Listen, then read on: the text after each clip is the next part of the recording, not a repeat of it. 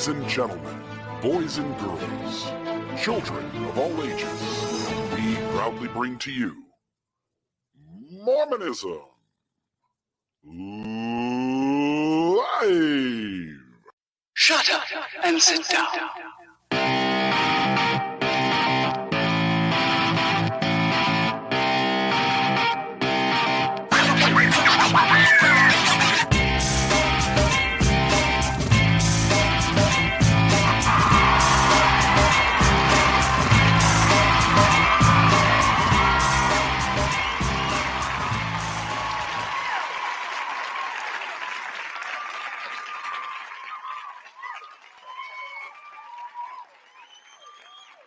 Well, so there we are. I wanted to wait for the applause to come to an end. How are you doing, RFL? I am just fine, thank you. I just let the audience in on a little secret that we decided that since it's your show tonight, that you get to have the opening word, and I was going to zip the lip until you said something. And yeah. I'm happy to say I honored that promise. Look at that, and I'll do it on the back end. So and when it's your episode, in a nice way, he means, folks. This is a family show, Bill. Yeah, sorry. So, folks, we're really excited. I think this is going to be a great episode. I think RFM found another golden nugget tonight that will come into play, and I'm excited to dive into that with all of you. Folks, we are doing Mormonism Live. We've been doing this now for a few years. If there's any chance, by the way, thank you to everybody who supports this program. It is deeply meaningful that we have so much in donations that we can financially pay RFM, pay myself essentially, and be able to do this work to a large extent at this point now full time. And so thank you to all of you who support this program. If you would like to support the program, we would love that. We could certainly use more donations. And if you go to mormonismlive.org and click the donate button, a $5 or $10 donation is great. If you could do $5 a month or $10 a month, we love recurring donations. Those are also very helpful to know kind of what's coming in the future. And I think you're going to see, based on things like the episodes we've done in the past and tonight's episode, that I think these conversations are well worth our understanding of Mormonism and what it has been and what it is, and also to understand, for the leaders to understand that we're going to some degree, hold them accountable by the things that they say. And I think that's a big deal as well. And so, RFM, anything from you before we jump into tonight's episode? Yes, in a limited sense, we are upholding the highest standards of the press in holding and keeping leaders accountable for what they say and do. Yeah. And you're going to see by the end of tonight, you're going to see that there are LDS leaders who continually seem to intentionally try to deceive you. And we're going to lay it out really plainly. And I think that everybody watching will be able to draw those conclusions. And I thought this would be a fun episode too. This conversation started because I reached out to you maybe a week or so ago, week and a half ago. Maybe it was even at the end of last week's episode, but said that I wanted, for the first time in my life, to read Lester Bush's article from, I think it's Dialogue. It is. And I read that. You've read that. And I'm quite impressed with all the ground that Lester Bush covers. And there were things that I knew, but there were a couple of things I didn't know, and we're going to show the documentation for those tonight. But I think Lester Bush created this moment where the church could sort of reflect on what it said in the past and choose a new path. And that path led to Spencer W. Kimball reading the Lester Bush article. His son said that he, underlined spots and really read the whole thing intentionally, and that it led in a large degree to the change that came in 1978. And I think that is monumental. It speaks volumes about the impact that those that are nuanced on the inside and those who have deconstructed and left on the outside, what influence we can have when we keep shining a light on the truth. Right. And for those of you who don't know, Lester Bush wrote this article that was published in Dialogue back in 1973, August, I believe was the month. And in it, he gives a historical analysis of the development of the priesthood ban. And it's a somewhat lengthy article, but he doesn't mince a lot of words. It's very packed with information. And what he does is he ends up showing that there is no revelatory basis for this. In fact, none is even claimed for this. So after untethering the priesthood ban from the arguments that typically were made by members of the church and by leaders of the church, it left the door open for it to be overturned 5 years later. Yeah. And so I'm going to put the slideshow here up and we can begin. So the first one, I'll let you kind of give these first few, give us some context to them. But the first one I've got up here is Abraham chapter 1, 21 through 22 and 26 through 27. Right. And 27, I think, is the money verse in this. But this is from Abraham chapter 1, as you've already stated. It became canonized scripture in 1880. And it starts with 21 like this. Now, this king of Egypt was a descendant from the loins of Ham and was a partaker of the blood of the Canaanites by birth. From this descent sprang all the Egyptians, and thus the blood of the Canaanites was preserved in the land. Pharaoh, being a righteous man, and just skip to verse 26. Pharaoh, being a righteous man, established his kingdom and judged his people wisely and justly all his days, seeking earnestly to imitate that order established by the fathers in the first generations, in the days of the first patriarchal reign, even in the reign of Adam, and also of Noah, his father. That would be Pharaoh's father, apparently, maybe grandfather. Noah certainly isn't Adam's father. Okay. Who blessed him with the blessings of the earth and with the blessings of wisdom, but cursed him as pertaining to the priesthood. And then 27, the money quote. Now Pharaoh, being of that lineage by which he could not have the right of priesthood, notwithstanding the Pharaohs would fain claim it from Noah through Ham, therefore my father was led away by their idolatry. So you already have in Mormon scripture, in our canon today, this idea that Pharaoh, being of the lineage of Ham and the Canaanites, is cursed in terms of not being able to have access to the priesthood. Yeah, and I think that's the straightforward reading of it. There are a number of things that could be said about it. He says a number of things about it in his article. Speaking of Lester Bush, his article.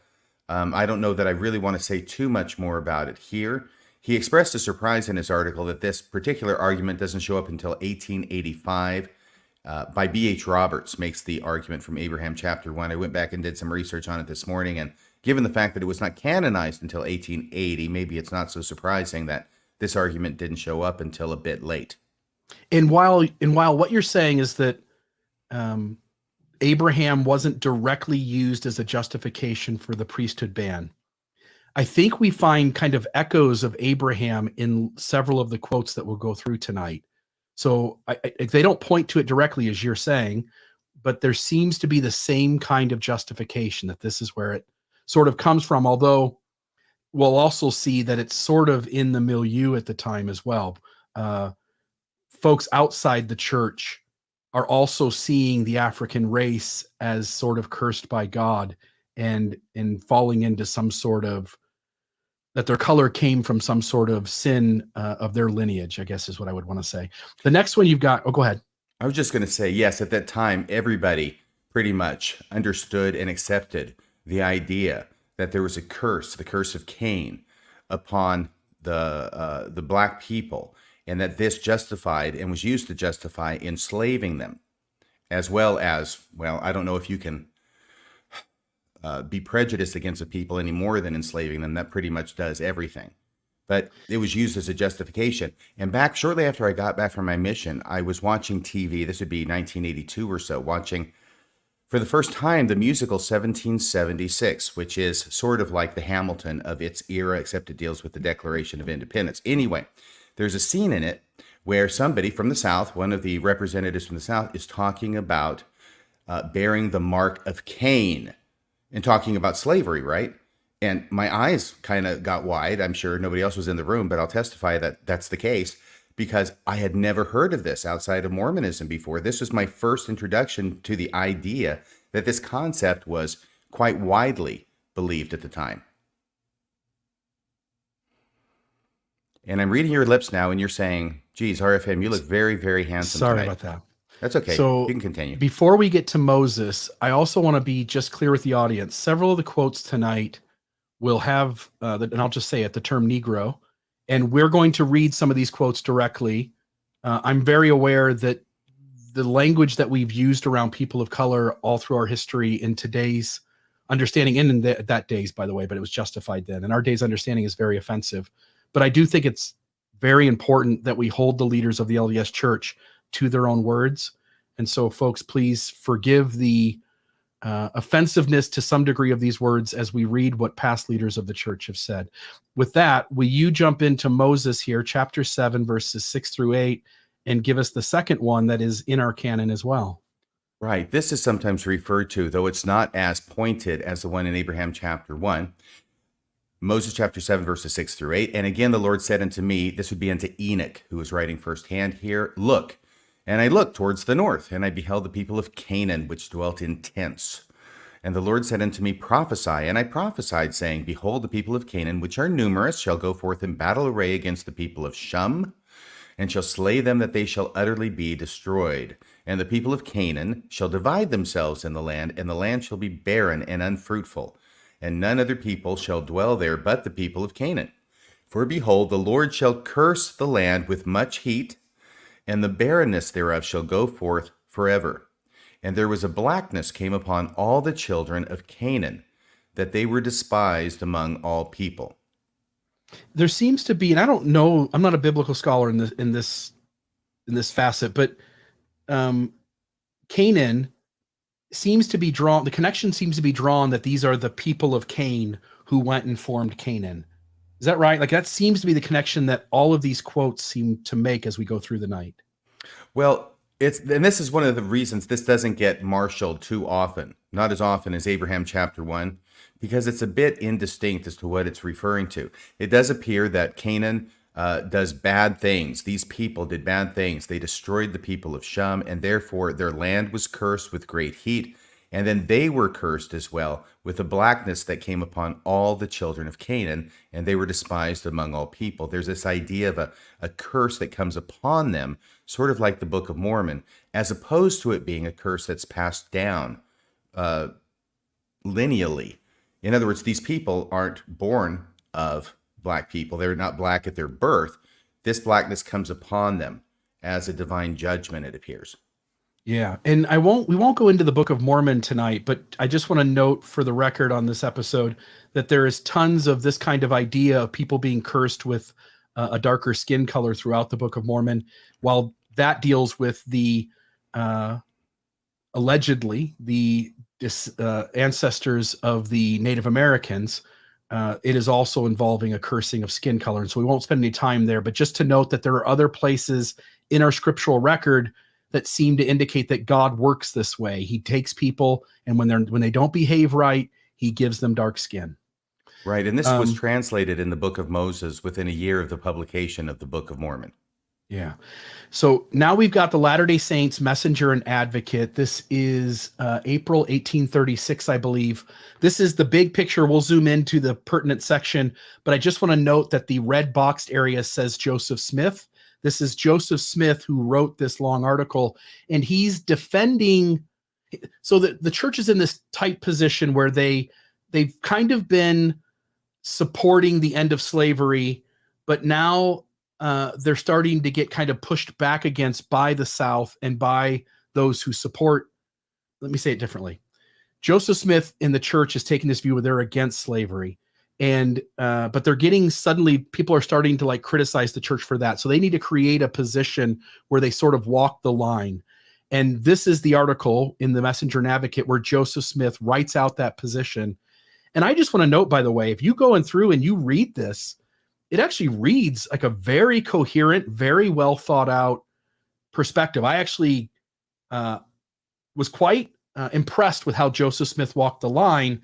I only say that because, again, we paint Joseph Smith often as a dummy, and an article like this clearly shows that he is thinking about things deeply, and he has the ability to articulate things very well. But I want to zoom in on just a couple of these. In consequence of their holding the sons of Ham in servitude, and then he reads the scripture from Genesis, and he said, "Cursed be Canaan, a servant of the servant shall he be unto his brethren. And he said, Blessed be the Lord God of Shem, and Canaan shall be his servant. God shall enlarge Japheth, and he shall dwell in the tents of Shem, and Canaan shall be his servant. By the way, this is also a connection to what you read in Abraham. This is the stuff that Joseph Smith is thinking about in 1836, and shortly thereafter, the book of Abraham is translated and comes into existence. It was actually probably, because that's chapter 1, it was probably late or mid 1835, the year before. But this passage right here, that is the proof text that was used to justify slavery from the Bible. Yeah. And then, go ahead. That was it. Okay. And then over to the right, I can say that the curse is not yet taken off the sons of Canaan, neither will be until it is affected by as great a power as caused it to come. In other words, God. So until God takes it away because God put it there, it can't happen. Times and seasons, April 1845. After the flood and after Ham had dishonored the holy priesthood, Noah awoke from his wine and knew what his younger son had done unto him. He'd seen him naked, walked in on his dad naked. Nothing will dishonor the holy priesthood like having your son see you lying drunk and naked. Yeah, you wouldn't want that kind of thing to happen. And as the priesthood descended from father to son, he delivered the following curse and blessing as translated by King James, wise men, and recorded in Genesis. And behold, cursed be Canaan, a servant of the servants shall he be unto his brethren. So he goes into the same kind of line of thinking. But then the underlined part, the descendants of Ham, besides a black skin, which had ever been a curse that has followed an apostate of the holy priesthood, as well as a black heart, have been servants to both Shem and Japheth, and the abolitionist are trying to make void the curse of God, but it will require more power than man can possess to counteract the decrees of eternal wisdom. So sort of the same line of reasoning in that as well. Any thoughts there from you? Yeah, just a couple of things. First off, historically speaking, I think most people know that the Mormons came from the north, from New York to Ohio, but then they went south to Missouri. And so they very typically were not in favor of slavery being from the north. By the way, this is, of course, the 1830s, and the Civil War is not going to break out until 1861, but this is a huge issue. It's such a huge issue that on Christmas Day of 1832, I believe it was, Joseph Smith receives a revelation about wars that are going to break out. And as part of those wars, slaves will rise up against their masters. Very big concern that would happen. But anyway, so Joseph Smith has to do this political tap dance, and his lieutenants need to be doing it too. Here I'm thinking of Sidney Rigdon and W.W. Phelps particularly. But they don't want to get tossed out of the entire state like they'd already been tossed out in 1833 from Jackson County. And they had to move into a northern county in Missouri still. But they have to do all this stuff. They have to try and play nice with slavery. And that sounds like a horrible thing to say. And it is a horrible thing to say. But they're trying not to rile up the people in Missouri who are very sympathetic to slavery. And by coming out and saying, okay, it's okay to slavery is bad. They don't want to appear as abolitionists for purely political reasons, because they got to stay there because that's where the temple is. That's where the city of Zion is going to be built. Everything that we already know about from church history. It's very important that they be allowed to remain there. And this impacts a bunch of other things that are related to slavery, whether free blacks are allowed to come into Missouri, and how do you baptize a slave? Can you baptize a slave or a free black? And do you have to have the master's permission? And all sorts of ancillary issues come into play here. The other thing I would say, and I'm sorry, I apologize. I know you're trying to get through this so you can get to some other points, Bill. The other thing that occurs to me is that in the Old Testament, frequently we find double stories. And by that I mean stories that are told to justify something, like why it was that Saul lost his kingship to David. There's two different stories about that, both of them designed to justify it, and they both get included. And you can tell that different storytellers are coming up with different ideas. This is an example of it, I think, because the question then is that has to be resolved by these Bible believers at this time has to do with this curse that gets transmitted through Ham and his wife, Ham being a son of Noah, of course, and preserved, his lineage preserved because he got spared in the flood, wherein few, that is 8 souls, were saved, right? So one way of explaining this is that Ham, obviously, his lineage is cool because he comes through Noah. And it can't be through Noah's wife because Japheth and Shem are good too, right? So then the theory comes, oh, it's Egyptus. It's this other person who carries the curse, whom Ham marries and then has offspring with, right? That's one of the theories about how this curse was preserved in the land. And I think that's hinted at, and maybe even more than hinted at in Abraham chapter 1. But the second one is this story right here, is that it didn't have to do with Ham's wife. It had to do with Ham himself. And making this story about him seeing his father naked, which, I mean, I don't see that that's really Ham's fault. I mean, he comes in and says, hey, Dad, you want to watch TV, the ball game or something? And there's his dad drunk and naked on the couch for the, umpteenth time. And so I don't know why that's his fault.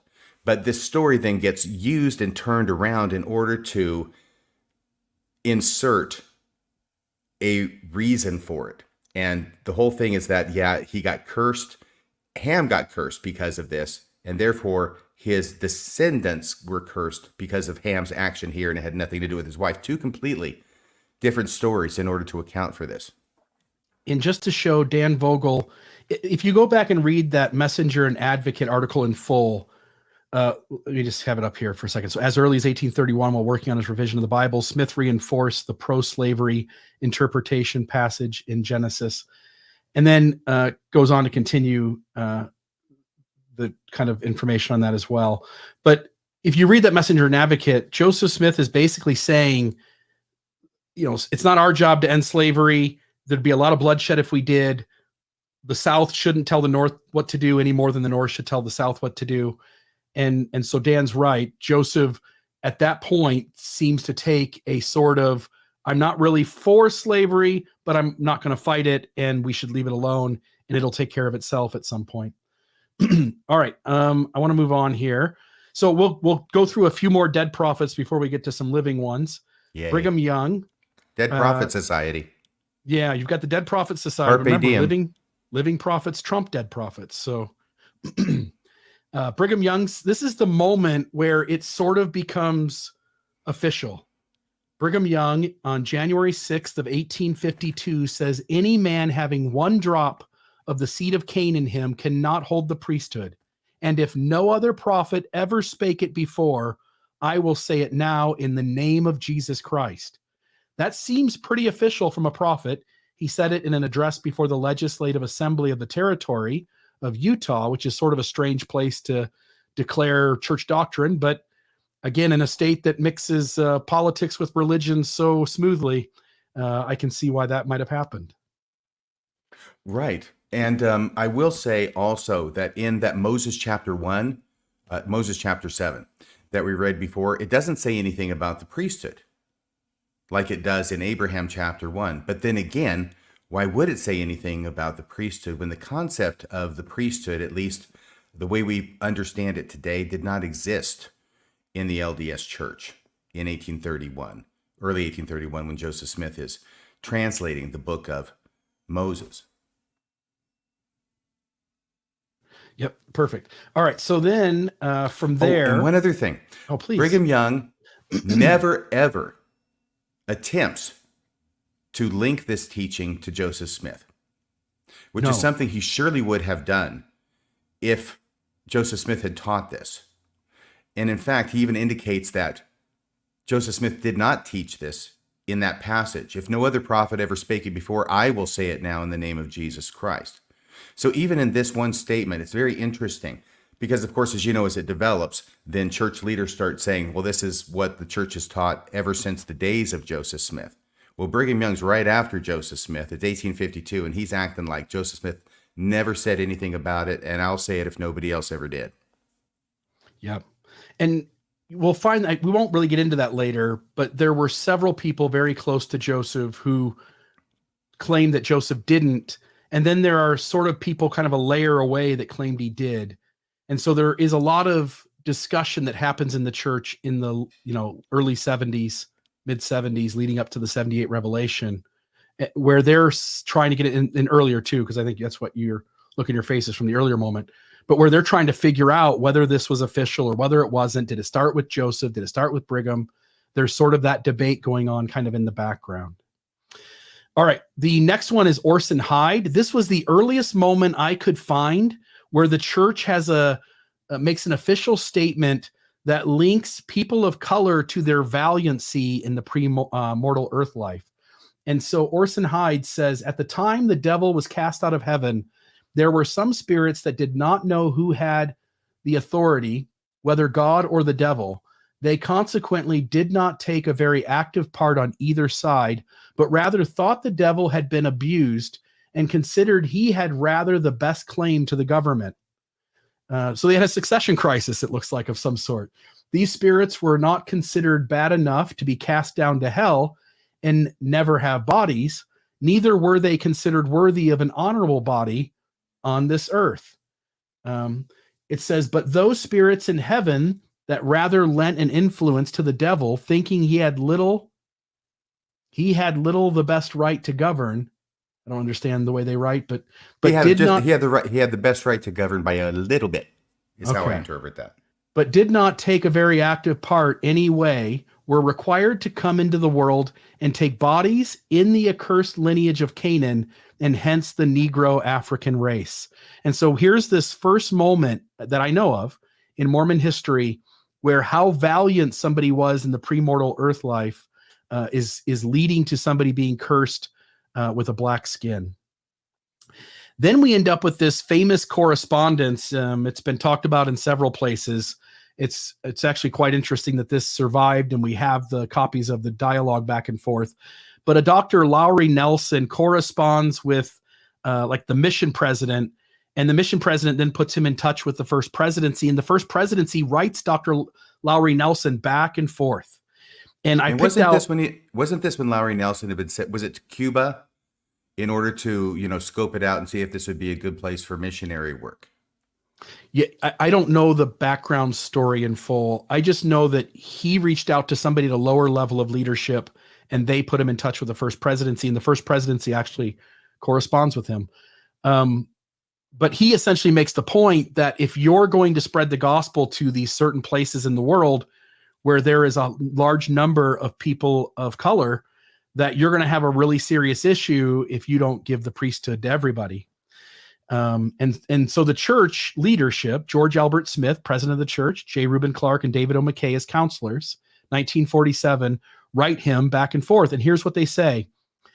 Your knowledge of the gospel will indicate to you that this is contrary to the very fundamentals of God's dealings with Israel, dating from the time of his promise to Abraham regarding Abraham's seed and their position vis-a-vis God himself. Indeed, none of God's children were assigned to superior positions before the world was formed. We are aware that some higher critics do not some of God's children were assigned to superior positions before the world was formed. Now we get that, right? Abraham was one of the great and mighty ones, and ends up in the pre-life, earth life, and ends up getting this responsibility to be a prophet in his mortal life. We are aware that some higher critics do not accept this, but the church does. Then he says, the first presidency, that is, they say, your position seems to lose sight of the revelations of the Lord touching the pre-existence of our spirits, the rebellion in heaven, and the doctrines that our birth into this life and the advantages under which we may be born have a relationship in the life heretofore. From the days of the prophet Joseph Smith until now, it has been the doctrine of the church, never questioned by any of the church leaders, that the Negroes are not entitled to the full blessings of the gospel. And then just below that in red is just them saying that interracial marriage is also contrary to church doctrine. And I find it interesting. I mean, the church has no question about this. George Albert Smith, J. Reuben Clark, David O. McKay, prophets, seers, and revelators, they know this is true. They know this is the doctrine of the church. Any thoughts here on this one? Two things. It's interesting that Lowry Nelson, himself an active member of the church and apparently fairly well versed in Mormonism, is not aware of this doctrine, not aware of this policy. He may have heard about it, and that's why he's writing to check in with the mission president and then to the first presidency, because the mission president says, don't ask me, ask them. And now it becomes something that becomes more and more concrete. And I will give it as my opinion that this correspondence that the first presidency had with Lowry Nelson on the subject in 1947 directly led to the first presidency statement of 1949. Yeah, which we'll get to here in just a moment. I just want to note, also tied to valiancy, President Harold B. Lee taught that handicapped people were handicapped because they were less valiant in the pre-earth life.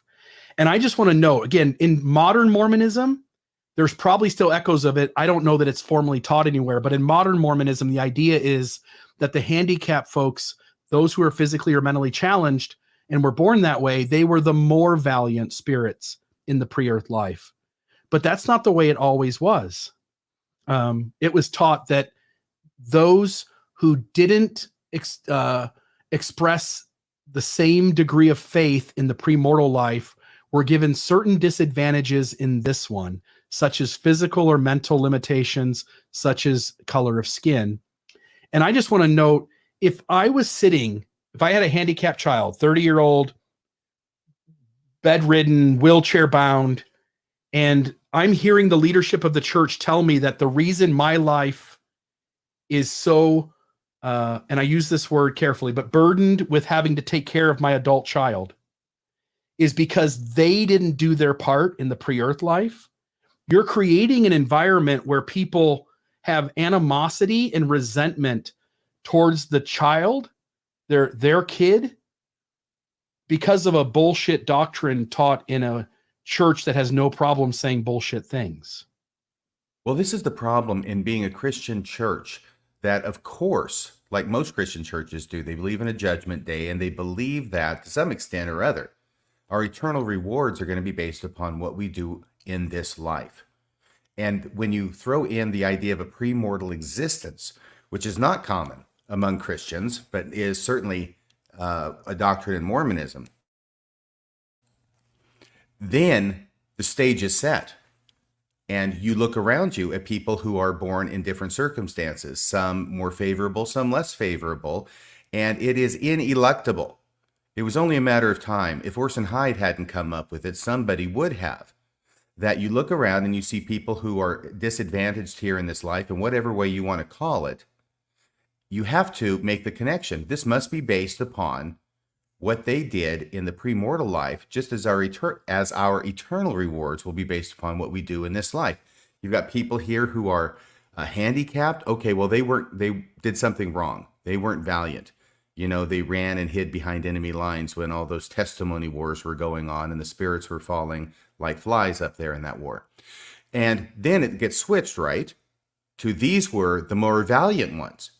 Now, we like that better, of course, but it's coming from the same place. It's coming from the exact same rationale. Premortal actions determine mortal conditions, up to and including being born in a faithful LDS family, right? That's the best of the best. Get born there. Yeah, and it also reconciles the idea that man is punished for his own sins and not Adam's transgression. And so when you see different stations in life by two different human beings, it's the easy way to reconcile why that would be from a just and fair God.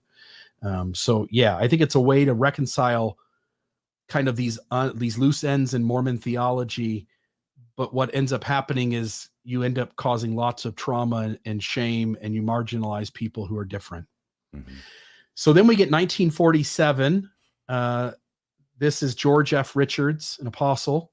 He says the Negro race have been forbidden the priesthood and the higher temple blessings. He does say presumably, because of their not having been valiant while in the spirit. And then he says, it does not pay to be anything but valiant. So there's George F. Richards. Again, if I was a person of color in the audience of General Conference, I can't imagine how offensive this would be. I think that was LeGrand Richards' dad. I don't know that, but George F. Then you get what you just mentioned, the 1949 First Presidency letter. Do you want to read the underlined parts? And you can kind of stay with it where the red line ends but picks up immediately. Is it possible to check out how Maven's connection is working, see if she can read this? Can I bring you on, Maven? Yeah. Can you guys hear me okay? Yeah. Mm-hmm. Okay, I just need to make the screen bigger. So we're starting at the top. Yeah, start with the red and just read that whole chunk of red and then the red below. Okay. It's not a matter of the declaration of a policy. I'm still coming off of my cold, so this might not be good. Okay. All right. It is not a matter of the declaration of a policy, but of direct commandment from the Lord, on which is founded the doctrine of the church from the days of its organization, to the effect that Negroes may become members of the church, but that they are not entitled to the priesthood at the present time. President Brigham Young said, "Why are so many of the inhabitants of the earth cursed with a skin of blackness? It comes in consequence of their fathers rejecting the power of the holy priesthood and the law of God. And when all the rest of the children have received their blessings in the holy priesthood, then that curse will be removed from the seed of Cain, and they will then come up and possess the priesthood and receive all the blessings which we now are entitled to." I just, of course, they're entitled to it. And then the second, here we go, that the worth of the privilege is so great that spirits are willing to come to earth and take on bodies, no matter what the handicap may be as to the kind of bodies they are to secure. And that among the handicaps, failure of the right to enjoy immortality, the blessings of the priesthood, is a handicap which spirits are willing to assume in order that they might come to earth. Under this principle, there is no injustice whatsoever involved in this deprivation as to the holdings of the priesthood by the Negroes. Signed by the First Presidency. Yeah. In So that there's last, that. They never, go ahead, Maven. I was just gonna- they never say that gender, I guess, is a handicap. But I mean, obviously, as a female, it's not a privilege that I have either. I think that's something they just kind of conveniently maybe didn't mention or really talk about back then. Might just be a lack of It's just self-awareness. interesting. Yeah. You Yeah, can see in that last yeah. paragraph where Harold B. Lee got the idea about people with handicaps being not valiant in the premortal Ex- existence too. It's right there. Makes perfect Right. sense, doesn't it? So you can see it as an official teaching of the church that this is going on. Again, Yeah, it's not a declaration of policy, but a direct commandment of the Lord, which is founded upon the doctrine of the church. Since the day of its organization, April 6, 1830. Yeah. Because section 20 and 21, they're all about the blacks and the priesthood. Yeah. Okay, I'll move on from this one unless there's anything else. Then you get 1954, Marky Peterson, one of our favorites. If that Negro is faithful all his days, he can and will enter the celestial kingdom. He will go there as a servant, but he will get a celestial resurrection. And I think that's amazing such to me a that this is 1954, and Marky Peterson is talking about black people being able to go to the celestial kingdom, but only as a servant, which is a synonym for slave, at least in the King James Version. don't look a gift horse in the mouth. You're going to the celestial kingdom. Quit bitching and moaning about it. Yeah, and I wonder where he's getting that from. My recollection is, of course, that Jane Manning James was allowed to be sealed to Joseph Smith, but only as a servant and only by proxy. And I wonder if that is related to his statement here. That seems to be the only basis upon which he could pull this teaching out and call it true. Yeah. Then you get Elvin Dyer, 1962. The reason that spirits are born into Negro bodies is that those spirits rejected the priesthood of God in the pre-existence. This is the reason why you have Negroes upon the earth. It's like a blank so canvas. offensive. You can paint anything you want on it at this point. Yeah. Now they've These guys are rejected so the offensive. priesthood of God in the pre-existence. What does that mean? Yeah, I think because Heavenly Father was the person in authority and he designated Jesus Christ to be the steward of that. And those who supported Satan essentially worked against that authority. It's all ambiguous. And I'll just leave it here that first off, all of this is not just circular, it's backward. They're not going from what we understand to why it is that there's this priesthood ban. They're accepting the priesthood ban as legitimate and from God. And working backward from that, now they're creating all of these reasons in order to justify it. But it's apparent that nowhere does God actually communicate to the brethren that these reasons are legitimate. They seem to be pulled out of either whole cloth or maybe their ass. I know, but these are apostles who are also Yeah. prophets, seers, and revelators. Yeah. So then we get the 1969 first presidency letter. And Oh, and by the way, Bill, by that, Yeah. I just want to say, I don't mean that really means anything, unless you're a faithful, devout Latter-day Saint and you're taught to believe that what apostles tell you is from God and it's as good as Scripture. President Nelson told us they only teach the truth. Yes, he did. And all of this has been disavowed. Maybe. We'll get to that in a moment.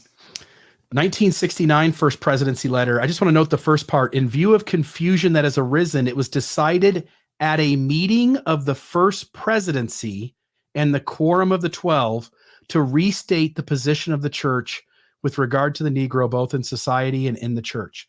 And then it goes in. From the beginning of this dispensation, Joseph Smith and all the succeeding presidents of the church have taught that Negroes, while spirit children of a common father and the progeny of our earthly parents Adam and Eve, were not yet to receive the priesthood for reasons which we believe are known to God, but which he has not made fully known to man. So you already see them backing off. They're not giving any reasons at this point. It's 69. They're affirming the ban, but now they're backing off on the seed of Cain, and they're backing off the premortal experience and not being valiant. Yeah. Our living prophet, President David O. McKay, has said the seeming discrimination by the church toward the Negro is not something which originated with man, but goes back to the beginning with God. A little premortal. Bump, bump, bump, bump. What is that sound? Well, this sounds like, well, it's interesting. It's December 15th. It's 1969. And David O. McKay is going to pass away in 1 month's time, in January of 1970, if I remember my church history correct. He is not involved in this at all. It says, faithfully, your brethren, the first presidency, signed Hugh B. Brown and N. Eldon Tanner, whose signature is missing from that, one wonders. Well, the guy who couldn't sign his name at the time. Right. I find it strange that President McKay is saying, look, we're not the ones being discriminatory. It's God who's being discriminatory. Take it up with him. So when I was doing the bump, bump, bump, bump, I was referring to your episode of Wrong Roads where you said that's Elder Holland throwing God under the bus, because here's David O. McKay throwing God under the bus. Ah, yes, that sound you just heard was it's actually Hugh B. Brown, though. Those rascals. Hugh B. Brown and N. Eldon Tanner giving a first presidency letter not signed by the president of the church. Now, we understand why he could not sign it. And yes, there was a lot of confusion that was going on because of Hugh B. Brown and things that he was saying and being quoted as saying in the press around this time. We won't go into that. But, yeah, there's no signature of President McKay here. So they're going to quote him. Oh. And this is actually, I remember reading in Lester Bush's article, they're actually quoting David O. McKay from 1947, and I think it was personal correspondence. Yeah, it's from funny before he was even the president of the church. What's that? This is a quote from 47 before President McKay became president, which I think was in 1950. Yeah. It's strange when the church uses things as official, and when the church goes like, well, that wasn't in an official place, so that doesn't count. It seems to blend quite a bit, doesn't it? If it supports us now, it's official. It doesn't make any difference, the source. Yeah. Maven. Yeah. I just wanted to jump in that this is the tack that the church has used for anything that's unpopular or that makes the church look bad. And so I was just saying in the chat, this is something that's still being said about women, it's especially when you're talking about equality and feminism in the church, or just pointing out any inequality there, is that, this is what God wanted and this is what God said. So oh well. And it's the same with the LGBTQ issues as well. This is kind of the tack that Jacob Hansen and others like him take, which is just look, we're not being bigoted. This is what God said. So it just seems like the thing to do when the church is looking bigoted and bad. And just it always throws God under the bus until it gets to the point that it's really bad. I really feel like someday in the future, maybe when women also have the priesthood, they'll be doing the same things. Well, women didn't have it before, but it wasn't a commandment, it wasn't a doctrine, it was just kind of practice. They just didn't really need it, or something like that. They'll always Hmm. have BS excuses for it. But that's it. Just wanted to President point out Hinckley the said the women aren't asking for it. pattern. Yep. And then they did. And then they Yep. did, and they still didn't get it. And then we were told no quite strongly. Yep. It does Yep. strike me in And that was reading this. one of the Oh, go ahead, things. Nathan. Like, I should say, like when they say no, it's you're asking for things above your station. Stay back, get back in your lane. So anyway, Mm. and that's what happened basically with Jane Manning James. She was trying to get sealed to her husband in the temple. So we're not talking about the priesthood here, but just the ability to have an eternal marriage relationship. Yeah. So anyway, Mm. carry on. Thanks, Maven. As she reads this, it strikes me that this is evidence that the leaders of the church are in direct contact with God because God only tells them what they already believe. Yeah, and suddenly God takes all the theories off the table. Now they don't want to say that, huh? No, just a hint. It goes back into the beginning with God. So if you got a problem, don't blame us. You need to take it up with God. Yeah. Poor souls. All right. So, Maven, I think we lost her, but let me see. So we've got, it says Elder Maven, I Oaks saw you Video just came 1. back in. Is there a way to play the Elder Oaks videos where I can play them here? Let me get it. I can do it actually. Let's do this. Bill is amazing this way.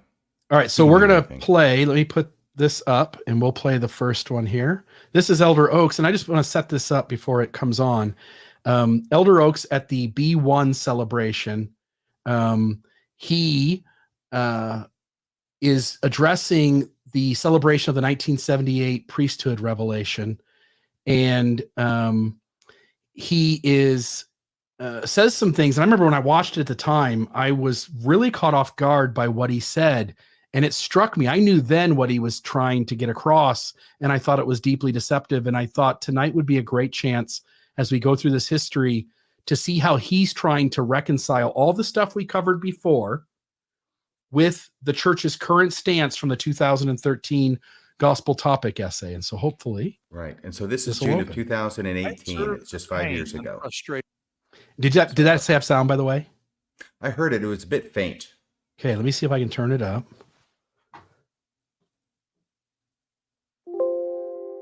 I think that's as loud as I'm going to be able to make it. So here we go. I observed the pain and frustration experienced by those who suffered these restrictions and those who criticized the restrictions and sought for reasons. I studied the reasons then being given and could not feel confirmation of the truth of any of them. So Elder Oaks says, I studied the reasons, the valiancy, the curses. I studied the reasons then being given and could not feel the confirmation of the truth of any of them. And it strikes me, RFM, that Elder Oaks at the time was just a lay member of the church. He wasn't an apostle. He wasn't in the first presidency. What he's saying is that he knew better than all of the men that were, because all 15 of those men had testified that this was the doctrine of the church and given via commandment of God. So Oaks seems to be ahead of all the other prophet, seers, and revelators when he's not a prophet, seer, or revelator. That's really an interesting observation you have there. This is why I love talking about things with you, Bill, because you have these insights that totally escape me, and this is one of them. This is a good example of one. I would have looked at this and said, yeah, this is the way he's presenting it now. But these reasons were being given by the people that you've already quoted, including Joseph Fielding Smith, including Bruce R. McConkie, the scriptorians of the church, the people who more than any other single person spoke the doctrine of the church. And what he's saying is, I was smarter than all of them. I knew way in advance that these reasons that were being given by them were not from God. I couldn't get a spiritual confirmation of them. So I understood that those were not necessarily true. And yet, he'll go on to say a few other things, won't he, Bill? Yeah. Because what do you do with this knowledge when you pray to God for confirmation of the reasons being given and you got nothing? What do you do with that? Yeah, and what does it matter that a lay member of the church who later becomes a leader didn't have a testimony of the thing that everyone in the church almost and all of the leadership had? If we go back in time from Brigham Young, when we go to the very beginning of this podcast episode, and all the documentation we put up on the screen from Brigham Young on through to the 1978 revelation, all the first presidency and the Quorum of the 12, generation after generation after generation for 125 years practically, knew that this was the doctrine of the church. And some lay member that works in law named Dallin Oaks, he's sure, like Lester Bush, he's sure this isn't true. Like the Udall family in politics, they knew it wasn't true. So there's a handful of people. Elder Oaks is in this far minority of people who is running counter to the brethren. It seems strange to me that by telling you that he didn't get a confirmation of the truth of those theories, he is in effect telling you that you can't trust any of the leaders' confirmation about doctrines prior to him. See, that is the point that now you've reiterated, and it's such a good point. And I don't want it to be lost, because I look at this and I see President Oaks pandering to the audience. It's 2018. This is history. Everybody who is involved in it has since gone the way of all flesh, and now he can present himself as the enlightened one. He understood. He knew what the truth was. And yet he'll go on to say, but I went along with it anyway. So again, I know I'm reiterating, kind of kicking a dead horse here, but maybe not so much this one, but it seems to show that Alvin Dyer didn't understand what truth was. Seems to indicate that Mark E. Peterson doesn't understand what truth is. Seems to indicate that the first presidency in 1949 didn't know what truth was. They weren't able to discern. Including David O. McKay. He is a big name in Mormon history leadership. Yeah. George F. Richards, an apostle in 1947, seems unable to discern truth. Harold B. Lee seems unable to discern truth. George Albert Smith, J. Reuben Clark, and David O. McKay seem unable to discern truth. Orson Hyde seems unable to discern truth. Brigham Young seems unable to discern truth. Maybe we'll get to a quote here that I think Dallin Oaks is trying to split hairs. But it seems as though all of the leaders of the church prior to 1978 were unable to tell the truth between doctrine and error. Yeah, and that sound you just heard over and over again was all prior church leaders being thrown under the bus by Dallin Oaks. Yeah. Okay, so now let's go to the next one here. And this will play the getting full. Warmed up. He's just getting warmed up the. because pretty soon he's going to throw God under the bus too. He is. This is the longer version. This plays what we already heard, but it gives context to what he says immediately following. I observed the pain and frustration experienced by those who suffered these restrictions and those who criticized the restrictions and sought for reasons. I studied the reasons then being given and could not feel confirmation of the truth of any of them. As part of my prayerful study, I learned that in general, the Lord rarely gives reasons for the commandments and directions he gives to his servants. So what he's saying there, if I don't know if there's any other way to interpret this. He seems to be saying that the ban itself is from God. It's the commandments and directions that he gives to his children. But the theories, the Lord rarely gives reasons for those commandments and directions. So he seems to be telling the entire church that the church's formal position on the priesthood ban is that God actually did in some way curse people of color and prohibited them from having the priesthood until 1978. And that only the theories of valiancy and a connection to Cain and Ham, those are the things that we're disavowing. And hence it really reduces sort of the message of that gospel topic essay once you understand that the church is holding to a position where they don't quite give up the thing that everyone thought they did. Right. And he'll be even more explicit than this at other points in his talk. But the basic thrust of what he's saying is that past church leaders and presidents got it completely wrong when it came to the reasons for the ban, but they were totally spot on with the ban itself. You can trust that. You can take that to the bank, Bill Reel. Yeah. So there's that. And then let's play the next one. And this one I thought was interesting because this leads right into some of the thoughts that you came up with. So let me put it up on the screen here. I determined to be loyal to our prophetic leaders and to pray, as promised from the beginning of these restrictions, that the day would come when all would enjoy the blessings of priesthood and temple. And actually, this is the one just before. So in this one, and I've seen this happen about a half dozen times in the last 10 years, where the church points to a prophecy given by Brigham Young, where Brigham says there will be a moment in time in the future where people of color who were cursed, according to the priesthood, will be able to then receive the priesthood. And all of the church leaders, and Elder Oaks right here, all the church leaders get up and celebrate it like it's a fulfilled prophecy. Brigham Young promised someday that they would get the priesthood, and they have it.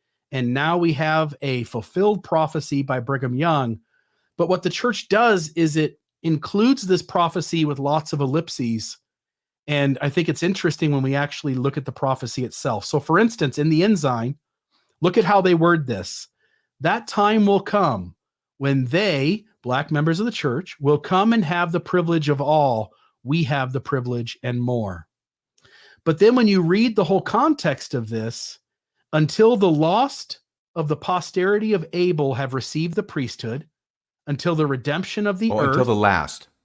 Until the last of the posterity of Abel have received the priesthood. So until all the Caucasians have received the priesthood. And then until the redemption of the earth. So this is after the millennium when the earth becomes a sea of glass, becomes its own seer stone essentially, and the earth is redeemed in its paradisical glory, right? Paradisiacal. Yeah. And Abel, I think, is Abel, but why quibble? Yeah. And then it says, until the residue of the posterity of Michael. So here we have some Adam God. Posterity of Michael and his wife receive the blessings. They are the true eternal principles the Lord Almighty has ordained, and who can help it? Men cannot. That time will come when they will have the privilege of all who we have the privilege of and more.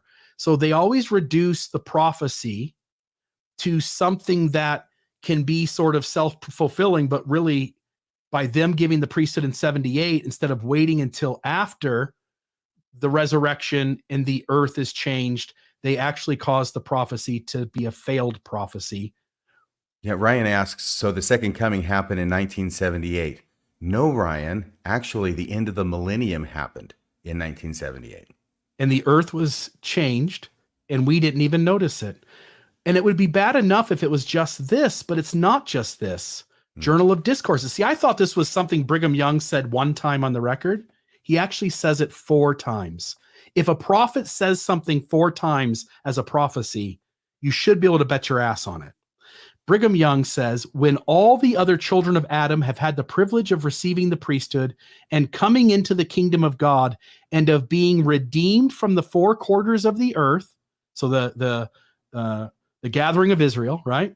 And have received their resurrection from the dead, then it will be time enough to remove the curse from Cain and his posterity. Then, in another occasion, until all the descendants of Adam have received the promises thereof and enjoy the blessings of the priesthood and the keys thereof, until the last ones of the residue of Adam's children are brought up to that favorable position, the children of Cain cannot receive the first ordinances of the priesthood. They were the first that were cursed, and they will be the last from whom the curse will be removed. And then our 4th time, Journal of Discourses, Why are so many of the inhabitants of the earth cursed with a sin of blackness? Skin, It comes in what's that? I'm imagining the original was skin. Oh, yes. With a well, it could be their sin, whatever their sin was that caused it, but maybe. Okay. I copied these from a website that was putting the quotes out Okay. there, so I could be Continue. wrong. They will go down to death, and when all the rest of the children have received their blessings of the holy priesthood, then that curse will be removed from the seed of Cain, and they will then come up and possess the priesthood and receive all the blessings that we are now entitled to. Brigham Young is crystal clear that the people of color having the priesthood ban removed had to take place after the millennium, after the resurrection of the dead, after the transformation of the earth into its, say that again, the paradisiacal glory. And by giving the people of African ancestry the priesthood in 1978, they actually made Brigham Young a false prophet. Interesting point. It's a very, very interesting point. But yeah, this is part of the deception that goes along with this whole thing, is that now that, thank God, the priesthood ban has been lifted in 1978, what are we to do with these prophecies of Brigham Young as the president of the church, as the one with all the keys, who said multiple times that, yeah, the time will come when blacks will receive the priesthood, but it won't be until after the resurrection. Okay, let's just put that as a minimum, all right? After the resurrection, after all of Adam's other children, the non-black children, have the chance to get the priesthood, right? Then the blacks will get the priesthood. Well, that didn't happen in 1978. There's still, other of Adam's children, the non-black children, still being born to get their chance, right? So what do we do with this? Well, apparently a decision was made by some clever person to say, well, okay, we'll quote selectively from one of these and then declare that this prophecy by Brigham Young has been fulfilled in the 1978 lifting of the priesthood ban, when actually the prophecy was thwarted in that action. And that's the point you're making. They are saying by their action that actually Brigham Young was a false prophet, even though they're trying to portray him as a true prophet. Yeah, and I also want to just note, this is a intentional deception. This is the leadership of the church instructing somebody to carefully word this in such a way as to give the opposite meaning of the actual original source. Mm-hmm. Exactly. And this reminds me of something like this. This idea that the church is hiding something, which we would have to say as two apostles who have covered the world and know the history of the church and know the integrity of the first presidency and the Quorum of the 12 from the beginning of time. There has been no attempt on the part in any way of the church leaders trying to hide anything from anybody. And then there's this one, which is why I don't think they're going to take any questions on this. I think we'd also have to be honest. There may be some of these questions that there is no answer to. Yes. Those, I think, would be the ones we avoid. And there are answers to them, but it's not the answer they want. So those are the ones they avoid. Right. By the way, sorry to pop up out of the seat and come back because to pull a backyard professor on you. But a listener to the show did give me, very kindly, a complete set of Journal of Discourses. I thought I'd grab volume 11 and double check it. So it does say sin in the Journal of Discourses. I think it's right next to, hang on, my finger over on that side. I don't think you're going to be able to see it. I'll just confirm that it does say sin in the Journal of Discourse. I'm still going to hold out the possibility that that was a mistranscription when it came to assembling the Journal of Discourses in the first place. But if you understand Mormon history well, everything's a mistranscription. Yes. Okay. Very good. Not to take away from this very important point that you're making, but Brigham Young is much abused in order to make him fit modern Mormonism. Yeah. But a false prophet he is, nonetheless, when you look at what he said in its actual context, in the full text. Remember, folks, when we tell you that we're the ones telling you the truth, we're telling you the truth. We're the ones being honest with you. We're the ones putting the sources on the screen. We're the ones that take out the ellipses and put the missing words in. Brigham Young said on 4 occasions what would happen. That's not what happened. So the church changed what he said into what happened. All right, here we go. Let's move on. Dead prophets aren't so bad after all, as long as you can mangle their words, Bill. Right. Totally. So here's the last one, and this is the one that led to you finding something I think is incredible. Institutionally, the church reacted swiftly to the revelation on the priesthood. Ordinations and temple recommends came immediately.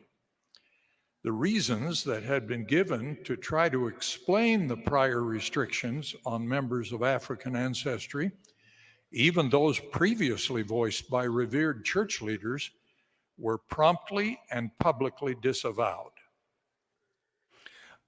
When I heard him say that, lo, these 5 years ago, I thought, is he telling the truth on that last part? Because I lived through it. Now, I was in Japan for 2 years, so it's a bit out of circulation. There's no internet, and I wouldn't be using it if I were a good missionary anyway today. But I have done a little bit of study on the issue. I'm somewhat conversant, and I was not aware of any place that the church promptly and publicly disavowed the reasons. By the way, he keeps talking about these reasons. He never actually says what the heck the reasons are. He talks about them as if they are multitudinous. I could not get a spiritual confirmation of any of the reasons. Well, there's 2 of them. There's 2 reasons. There's the seed of Cain, and there's the premortal existence. And actually, those go together in Mormon thought. They are inextricably linked, because without Mormonism, you had other Christians, mainly slave owners or slave sympathizers, quoting from this passage in the Bible and saying that these people are cursed and God said so, and therefore they're going to be a servant. So they can be slaves, right? And that's okay, according to the Bible, was their argument. Mormonism adds a new twist to it, which honors individual agency, because that other interpretation doesn't have anything to do with agency. There's no premortal existence from their theory, their viewpoint. And so you're just born this way, and it sucks to be you, but that's what God said, so you got to live with it. But Mormonism now takes the premortal existence, says they did something that was wrong there, they were not valiant, or they did something else, otherwise unspecified, that caused them not to go with Satan and his angels to never get a body. They can get a body, but they just can't have the priesthood. So those 2 things go together. All I'm saying is that there's 2 reasons in Mormon thought, which is really 1 reason. But he acts like there are many reasons and a lot of reasons. I am not aware, getting back to my original point, I was not aware of any place where any church leader promptly and publicly disavowed the reasons that had been given, which is exactly what Elder Oak says. Now, he does not give any references. He does not say where this happened. And so the obvious place to look is in the famous talk that Bruce R. McConkie gave a couple of months later in August 1978, which I think was to the CES, the Church Educational System, in August. And that's usually when these are held. And I believe this is where he gave his talk. This is the one where he says, forget everything that I ever said, forget everything that Brigham Young ever said. New light, new knowledge has come into the world, and we need to get in line with it. That talk. Did you want to say anything about that first, Bill? I want to note something here, and then we'll put that up on the screen. But I just want to reiterate something you said, because I think it's important. There are these 2 theories, Cain and Ham and valiancy in the pre-earth life.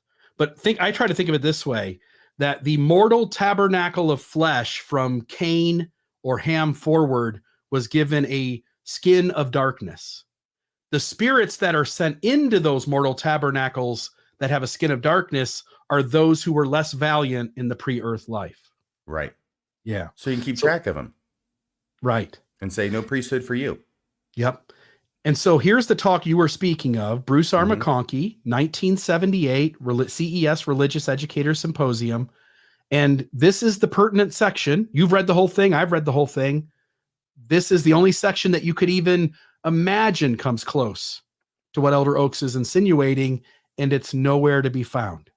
Right. I wanted to go back and read this talk, and I did so last night in preparation for tonight's show, because this is the obvious talk that he would be referring to He doesn't tell us what he's referring to. Now, in Bruce R. McConkie's talk, he talks about, we have already called a black elder to go to a mission in Florida and a black sister to go to some other mission. So yeah, promptly, priesthood, definitely callings, even for black sisters who, by the way, could not go on missions prior to 1978. It wasn't an issue of priesthood, but it was an issue of missionaries have to go to the temple to get their endowment of power prior to going on their mission. Sister missionaries, though they're sisters and would not be holding the priesthood, if they're black, could not go to the temple. Therefore, they could not serve missions for the church. So it would be the first black sister missionary was called, and he talks about that. Bruce R. McConkie does in August of 1978. So that much I could see Elder Oaks deriving from this talk, that there was prompt action, at least in those regards. Once again, President Oaks is not part of this. He's president of BYU at the time, as he makes a point of saying in his address, right, in 1978. So he's not part of these decisions. He's not part of this. He doesn't know from the internal workings what's going on. So this is the best that I can come up with. And once again, it should not be obligatory on me to go and look for the sources that President Oaks is not citing in his talk. But this is as close as I can come. If anybody else knows of some other place where the church in an official capacity did come out and discount or disavow those reasons, the curse of Cain or the premortal neutrality and the war in heaven, if they did that, please let me know, because I've tried to find it. Obviously, there would be a lot of material to go through in order to find it. I haven't found it. This is as close as it comes. And now you've got Elder McConkie saying that much, but like I said last night, I wanted to do due diligence and make sure I knew what the heck was in his talk before I came and made this statement that I'm going to make and that you've already made, Bill. So I read it last night, and then I read it again just to be sure. And I will say with some degree of confidence that nowhere in Bruce R. McConkie's talk does he even mention the reasons that were given for the priesthood ban, much less disavow them. And I'm going to just lead a segue into the next piece. We actually can know with some certainty that Bruce R. McConkie isn't disavowing the theories because 2 years later in April General Conference of 1980, he repeats it. He repeats the seed of Cain argument. Now, he's not saying that the seed of Cain prevents black people from having the priesthood anymore. What he's saying is, hey, guess what? The seed of Cain can now hold the priesthood. Yay, this is great stuff. Right. But it is great stuff, but he's still talking about the seed of Cain. So he's still promoting that same reason for why it was that black people could not hold the priesthood up until 1978. And we actually have that video clip, don't we? By the way, it's bracketed. What he's doing is he's giving a talk about the church and how great it is and how all these different wonderful things about it. Now he's looking to the future, and he's going to talk about what I just told you he's going to talk about. But before that, he'll talk about temples. And after that, he'll talk about something else. We wanted to play it with a fuller clip. It's about a minute long. It's not that long. But just to let you know that we're playing it for context to give the one before it and the one after it. But the one in the middle, and you'll know it when you hear it, is the one that we're aiming at tonight. We see temples in great numbers dotting the earth, so that those of every nation and kindred and tongue and people can receive the fullness of the ordinances of the house of the Lord, and can qualify to live and reign as kings and priests on earth 1,000 years. We see the seed of Cain, long denied that priestly power which makes men rulers over many kingdoms, rise up and bless Abraham as their father. So we can know that Bruce R. McConkie wasn't disavowing the theories in 1978 because he was repeating them in 1980. Bingo. Yeah, you can take the racism out of Mormonism, but it's harder to take the racism out of the Mormons. The seed of Cain, thank God they get to get the priesthood now. They're still the seed of Cain, though. So not only is the church, and by that, I'm just talking about the ones I can find, all right? And I think this was amazing that I even found this. And this was some months ago I found it. I can't even remember. But I was able to re-find it. So not only is the church, at least from what I can find, its leaders, Bruce R. McConkie, who was the guy He was the scriptorian who bestrode the earth like a colossus, and everybody paid attention to him. He wrote all the books, including a book called Mormon Doctrine, and he's still with us late and soon in the Bible Dictionary and in the headings to all the different chapters in the standard works. But he said, yep, seed of Cain, still alive and well. We still believe that. And it's great that the seed of Cain can hold the priesthood now. But of course, in order to say that, he has to still perpetuate the idea of the seed of Cain. And that they couldn't hold it before. Right. And I don't know that anybody ever actually said it. Maybe they did. It seems like it would be an obvious thing to say is that, well, all those spirits in the premortal existence who got consigned to not having the priesthood and coming through this line, they all got born apparently and maybe died by 1978. 1978, the last of those guys passes away, and boom, now the field is clear and black people can hold the priesthood again. Or for once. Yeah. So when Elder Oaks says that those theories were promptly and publicly disavowed, just like where he took Brigham Young's words and twisted them to say something they didn't, he seems to be taking Bruce R. McConkie's words and twisting them into something they weren't. And it also then adds one more person to our list. Bruce R. McConkie also seemed unable to discern truth, also seemed unable to know what God's will was, also seems to have failed at being a prophet, seer, and revelator in being the voice of the Lord to us. And so Elder Oaks is throwing everybody under the bus tonight. I think that is not a correct statement on his part. Elder Oaks, if you've got something that you were referring to that I don't know about, please reach out. You can email me at radiofreemormon1, that's the number 1, @gmail.com. I'd be happy to look at it and present it on the show if I'm in error on this, and I would like to be correct. But it looks like when he says that the reasons were promptly and publicly disavowed, I think that's incorrect. In fact, my research has shown that the first time, to my knowledge, that the reasons for the priesthood ban were publicly disavowed was in 2007 by Elder Jeffrey Holland, and it was on that PBS show, The Mormons. That was the first time where I'm aware of that a public statement was made by a leader that could be construed as disavowing those reasons. Yeah. So I think the actual interview took place on March 4th, 2006. Okay. And then the program aired in 2007. And Elder Holland, in the first part of this Q&A, he's asked what he thinks about all that folklore, and he's sort of very ambiguous. So then the interviewer comes back and goes, what is the folklore quite specifically? And Elder Holland says, some of the folklore that you must be referring to are the suggestions. There were decisions made in the premortal councils where someone had not been decisive in their loyalty to a gospel plan or the procedures on earth or what was to unfold in mortality, and that therefore the opportunity of immortality was compromised. It was something to do with the premortal councils. That's the part let me start over. It was something to do with the premortal councils. That's the part that must never be taught until anybody knows a lot more than I know. Problem was, it was taught by a lot of people saying it was doctrine of the church. We just don't know, Elder Holland says, in the historical context of the time, why it was practiced. So he also seems to be indicating that the ban itself is still from God. We just don't know in the historical context of the time why it was done.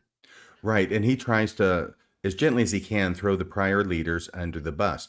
But in that part in between the two highlighted sections where he says, I really don't know a lot of the details of those. B.S. Elder Holland. Of course you know the details of those. I know the details of those. Bill Reel knows the details of those. You're older than both of us. Or I should say you're older than either of us. And he's no dodo. He's gone to a good school. He's read some good books. Yes, and of course he knows the details of these just as well as we do. And he's playing dumb all over the place, and, his usual shtick. But basically then going on to say, that's my principal concern, is that we don't perpetuate explanations about things we don't know. Okay? We don't pretend that something wasn't taught or practiced, wasn't pursued for whatever reason. Well, okay. But I think we can be unequivocal and we can be declarative in our current literature, in books that we reproduce, in teachings that go forward, whatever that from this time forward, from 1978 forward, we can make sure that nothing of that is declared. That may be where we still need to make sure that we're absolutely dutiful, that we put a careful eye or scrutiny, blah, blah, blah. Obviously he's answering a question. It's a difficult question for any church leader to have to address. And I know he's doing the best he can. He's probably doing better than I could if I were in his position. But he's using a lot of words to say very little, except, those people, they had their own ideas. They were trying to do the best they could, those prior leaders of the church. And they got it wrong, is basically what he's trying to say. They got it wrong. We don't know the reasons, and the reasons they gave were not correct, but this was still from God regardless. If Elder Oaks and Elder Holland and all of the modern church leaders since 2006 or since 2013 with the gospel topic essay, if they don't know the reasons, how do they know that the reasons that were given by past prophets, seers, and revelators aren't true? Like, how do they know those theories aren't? Like, if those men knew by the power of the Holy Ghost that they were true, and they're the official servants of the Lord as leaders of the church, and nobody's received a revelation that says those theories aren't true, we just created a gospel topic essay and have Elder Holland talking to PBS, then how do these leaders know that those leaders were wrong? Other than it's convenient. Well, I think it is possible to know that certain answers are wrong without knowing what the correct answer is. As a general But that would have to come proposition. by a revelation as well. Especially since it's in our theology in Abraham, Moses, the Book of Mormon, and Brigham Young seemed to be speaking as a prophet on at least some sort when he said it in 1852. Well, just pushing back mildly, if there's something weird or some sound in your house in the middle of the night, and a potential explanation is that it's aliens who've landed and come in looking for M&Ms, or actually Reese's Pieces. M&Ms missed out on that one. Yeah, they did, didn't they? It would be possible to conclude that that explanation was wrong without knowing what the real answer is. Yeah, but this situation seems entirely different. It seems like this got so uncomfortable that they chose to take a different position, but don't really give any reason for how they got there. Right. And so I will say that Elder Holland, 2006, the interview happens. It's broadcast in 2007. But this made such a minor impact. By the way, it's not in General Conference. It's never been mentioned in General Conference, any disavowals to my knowledge. Never mentioned in any public setting by a church leader. This is as close as it gets, and this is going to be broadcast in 2007, which is 29 years after the ban was lifted in 1978, and 29 years after President Oaks told us that the reasons for the ban were promptly disavowed and promptly disavowed. And the reason I think this made such a little ripple, what Elder Holland said in 2007, is because no less a professor at BYU than Randy Bott apparently did not get the memo as of 2012. Yeah. Tell us what happened there, my friend. Well, there's this Mormon guy who was running for president. And so there was this Mormon moment going on. And we are the Mormons. Yeah, absolutely. We got this whole campaign going on, and Mitt Romney is, gaining steam, and everybody's wondering about this Mormon connection. And reporters are trying to find out what's going on, and they keep running into church PR people who aren't going to tell them diddly, and they keep being focused back to them. And everybody who works at BYU, I think the memo went out or something saying, look, don't talk to reporters, just refer them back to headquarters so that we can give them the unreal scoop. But Randy Bott, once again, not getting the memo, was approached by a reporter. Was this the Post? Maybe it was the Times. Anyway, it was a big newspaper, and it became a big story. Because what Randy Bott, Professor Bott, does in 2012 is he sits down and he talks with him, and he tells him the real story on why it is the church taught that blacks could not hold the priesthood prior to 1978. And it came across even cringier than a lot of other people have put it. But what he was telling was the truth as he understood it, and it was the truth as the church taught it. And did you want to read this, Bill? Is this from the article? I don't necessarily have a need to read it. I think just noting what happened, that he had nothing to go on but the teachings up to his present moment, which is that people of color were cursed, and he's only doing what a good Mormon does, which is being bold with the truth and telling people, whether you like it or not, I'm sorry, but this is what God has done. And then he has to pay the price for it. And a BYU professor who is extremely faithful. He's a religion professor, and he's teaching these classes to the young BYU students all the time. If there had been a public statement by the brethren disavowing the prior theories, then Randy Bott would not have been teaching those prior theories. I'm virtually sure of it. If that had been done, he would never have said this. But the little statement that's made by Elder Holland several years before in a PBS 2-part special was not sufficient to clue Randy Bott in. So what he says is, and I think this is significant, I'll try and read it quickly. Is that okay, Bill? Please. So this is from the Reporter, and this is what got published, and this is what scrambled the church. Because, damn it, this professor talked to the press, and he told them the truth. And nothing pisses off Mormon leadership like a member telling the truth. So they went to DEFCON 1. But here's what he said, and this is why they went to DEFCON 1. According to Mormon scriptures, this is the Reporter, obviously, the descendants of Cain who killed his brother Abel were black. One of Cain's descendants was Egyptus, a woman Mormons believe was the namesake of Egypt. She married Ham. See, there's that theory. She married Ham, whose descendants were themselves cursed and, in the view of many Mormons, barred from the priesthood by his father Noah. Bott, Randy Bott, points to the Mormon holy text, the Book of Abraham, as suggesting that all of the descendants of Ham and Egyptus were thus black and barred from the priesthood. That's that Abraham chapter 1, verse 27 we talked about.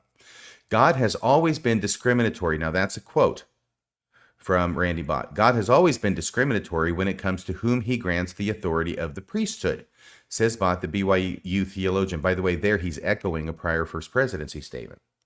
He quotes Mormon scripture that states that the Lord gives to people all that he seeth fit.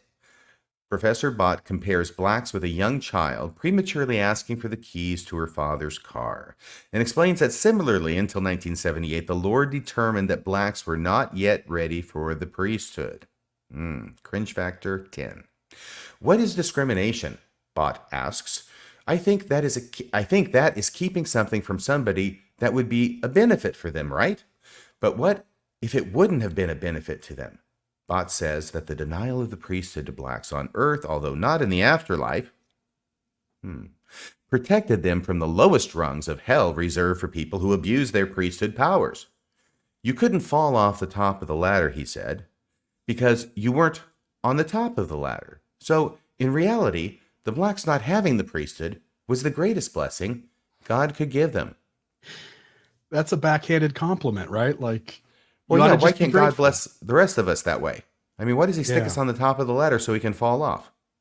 Bott is only teaching what you and I grew up with in our Sunday schools. He's only teaching what he learned from his priesthood leaders. He's only teaching what he learned studying these doctrines of the church. He wasn't a lazy learner. He understood the doctrines of the church, and he never had anybody tell him that those things aren't true anymore. Right, and the thing about the keys to the car may have been something he came up with himself. I'm not sure I had encountered that before this, but obviously it makes absolute sense from that perspective, right? You've got to justify what, for all intents and purposes, is a discriminatory practice. So you turn around and make it a blessing instead of discrimination. Yeah, everybody who doesn't get the thing, it's a blessing for them. So the church, this gets published, they go to DEFCON 1, they issue their own statement. Randy Bott is out of there at the end of the semester to go on what was it? It was like an early retirement, wasn't it? It was like a pre-planned leave of absence or something like that. He retracts his statement first. He accuses the reporter of misconstruing his comments, and then like a week after that retraction happens, then he's removed from his position. Mm-hmm. And this is from what? The Salt Lake City official statement, 29 February. Oh, leap year, 2012. So what they say, this is very important. This is the church's official statement when they went to DEFCON 1 over the Randy Bott incident. The gospel of Jesus Christ is for everyone. The Book of Mormon states black and white, bond and free, male and female, all are alike unto God. But Except of course, for the gays. that particular passage of the Book of Mormon was not in effect until 1978. This is the church's official teaching. People of all races have always been welcomed and baptized into the church since its beginning. In fact, by the end of his life in 1844, Joseph Smith, the founding prophet of the Church of Jesus Christ of Latter-day Saints, opposed slavery. Well, that's not really the issue, is it? The issue is priesthood. Also, he didn't quite oppose slavery either. Yeah, that's true. During this time, but it says by the end of his life. Yeah, but we've got that messenger and advocate and other things that he did. So I know, but by the end of his life, he'd gone back on course with his presidential campaign. it must be true. They say so. Yeah, well, they're making it. They're using the words carefully so that it is true. Mm. During this time, some black males were ordained to the priesthood. At some point, the church stopped ordaining male members of African descent, although there were a few exceptions. It is not known precisely why, how, or when this restriction began in the church. Now, remember, this is the church's official statement. They don't know why, how, or when, and that's BS. They know all those things. And that is another one of the points that's made in Lester Bush's 1973 dialogue article, is that this idea we can't pinpoint it. Yeah, we can. It was Brigham Young, and it started in 1949, and it was coalesced in, I said 1849. 1849, and then coalesced in 1852. Okay, but they're saying it is not known precisely why, Brigham Young, how, racism, or when, 1849, this restriction began in the church. But it has ended. Church leaders sought divine guidance regarding the issue, and more than 3 decades ago it's a long, long time ago, guys, extended the priesthood to all worthy male members. The church immediately began ordaining members to priesthood offices wherever they attended throughout the world. The church unequivocally condemns racism, which means it condemns itself for the majority of its history, including any and all past racism by individuals both inside and outside the church. Okay, inside the church, top But level, the ban is state still and from synagogue. God. Right. In 2006, then Church President Gordon B. Hinckley declared that no man who makes disparaging comments concerning those of another race can consider himself a true disciple of Christ. Hold on a minute. That would mean all those past leaders were not true disciples of Christ. Mm-hmm. And especially Brigham Young. I mean, you could Doesn't look that at some of compromise the statements as not church's being truth claims? Yeah, it does, because nobody did disparaging comments against black people like Brigham Young. Yeah. So if he wasn't a true disciple of Jesus Christ, how could he be a true prophet of the true and living church with which the Lord is well pleased? Yeah, they cut themselves off from Brigham Young with that if you look at it too closely. Hmm. Nor can he consider himself to be in harmony with the teachings of the church. Let us all recognize that each of us is a son or daughter of our Father in heaven who loves all of his children, period. End of quote from Gordon B. Hinckley, going on with the church official statement recently. The church has also made the following statement on this subject. The origins of priesthood availability are not entirely clear. I mean, we're just 15 prophet seers and revelators. We don't know diddly. We laid Why it ask out us? in an hour and a half here. Yes. Some explanations with respect to this matter were made in the absence of direct revelation, and references to these explanations are sometimes cited in publications. These previous personal statements do not represent church doctrine. Now, I don't know what that's from, but it's recently, as of 2012.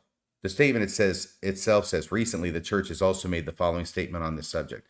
I will bet you $5, Bill Reel, that if President Oaks were correct, that right after the 1978 revelation, publicly and promptly, the church disavowed those theories, it would have been cited in the statement. My expectation is they are not cited in the statement from 2012 because they don't exist. Liars, liars, liars. So then we end up with the By the way, SCMC, that was Bill Reel talking, not me, just so you know. yeah, Okay. yeah. Don't worry. They don't excommunicate people who have received the second anointing. Ask Tom Phillips. So race in the priesthood. This is the 2013 gospel topic essay. The year after the Bott fiasco, now they're going to actually, for the first time in an official church publication that I know of. This is pretty prompt. They're going to try and, yeah, but not from 1978, from 2012. Yes, exactly. they're going to say they disavow past theories without once again talking about what those theories are. I believe. Do they talk about it? This Yeah, is or what that they it reflects say. Yep. unrighteous actions in a premortal life. Go ahead. Today, the church disavows. By the way, when I told you this on the phone today, when this got published in 2013, I think that's when it was. It was December Okay. Oh, of 2012 or 2013? 13. Okay. When they published it and it said today, they literally meant today. Today, the church disavows the theories advanced in the past that black skin is a sign of divine disfavor or curse, or that it reflects unrighteous actions in the premortal life, that mixed race marriages are sin, or that blacks or people of any race or ethnicity are inferior in any way to anyone else. Church leaders today unequivocally condemn all racism, past and present, in any form. But that also means they condemn the book of Moses. They condemn the book of Abraham. They condemn all the prophets who have spoken. They condemn, did I say the Book of Mormon with the Nephites and Lamanites and that whole thing? Like, this becomes, and by the way, notice how carefully worded this is. They're right. They do not talk about the ban itself, only the theories. The ban is still from God, and the church leaders have lied and weaseled their way into trying to get everyone to not quite understand what they're teaching. They're pretty ambiguous. Right. And I want to give them as much credit as I can for at least talking about theory. They don't mention the seed of Cain, but they do mention that reflected unrighteous actions in a pre-mortal life. So at least they get pretty close to it there. This is the closest they've come to actually disavowing the priesthood, the premortal existence explanation for blacks not having the priesthood. But then what they did was they put it in an essay that they buried on the church website, specifically, according to Elder Snow, former church historian, so that people would not find it. Do you remember Elder Snow saying that, Bill? Yeah, it was in an interview with Trib Talk, Salt Lake Tribune, Peggy Fletcher Stack, and I don't remember the other gentleman's name, but the podcast that they do, they interviewed Stephen Snow, and he responded about it being multiple clicks away. Yeah. Right. Like I used to say, 3 clicks deep. It's buried 3 clicks deep. This was written for it not to be read. This was placed in a situation so that you could not find it. You should not find it. And you're only going to find it. Once again, I've said this before, I would have people coming to me and contacting me and saying, I can't find these essays on the church website. How do I find them? And I would walk them through how you can find it. And that's how easily accessible these are. They were never promoted on the front page, the home page of the church. They were stuck there without any fanfare so that people would not find them. And it is only in that location that I'm aware of, Bill, that the church in an official capacity now has disavowed prior theories. They're as honest as they know how to be. This was not quite that prompt. I might have to take that back, and I apologize for this. Did they disavow the prior theories in the official church statement in February of 2012, pursuant to the Randy Bott? Says church leaders sought divine.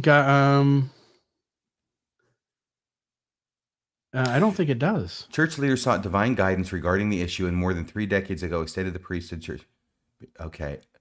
Although it is not known precisely why, how, or when this restriction began in the church, but it has ended during this time. So not knowing why is not the same as saying the past whys are wrong. Okay, and I'm scanning it. If anybody out there in the audience sees it, let me know. But I'm not seeing a disavowal of the reasons, even in this official church statement from 2012, February 29. It does say at the bottom part, some explanations with respect to this matter were made in the absence of direct revelation, and references to these explanations are sometimes cited in publications. These previous personal statements do not represent church doctrine, but they did. They were said in all kinds of official doctrinal places, General Conference, First Presidency letters. So they were church doctrine. They're just not now, which means how in the hell do we know when a prophet, seer, and revelator is telling the truth? When he says something, all the other 14 top leaders believe him. They all repeat it, and all the members believe it's true as well. it really puts a deep flaw in our ability to trust these men as having any real ability to discern truth. Especially when the 1949 First Presidency Statement says it's doctrine. It's not a matter of policy. This is the doctrine of the church and has been from the first day the church was organized up until the present. Yeah. And I also want to note this idea of valiancy in the pre-earth life is still a doctrine in the church.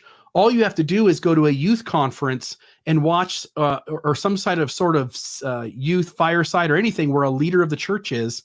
And the top 15 on numerous occasions have told the youth that they have been reserved for the last days, that they are the very elect of God's chosen spirits. Right. So there's still the teaching that you did something prior to your birth here that reserved you for the last part of the last dispensation, and you are better than all the people who came before you.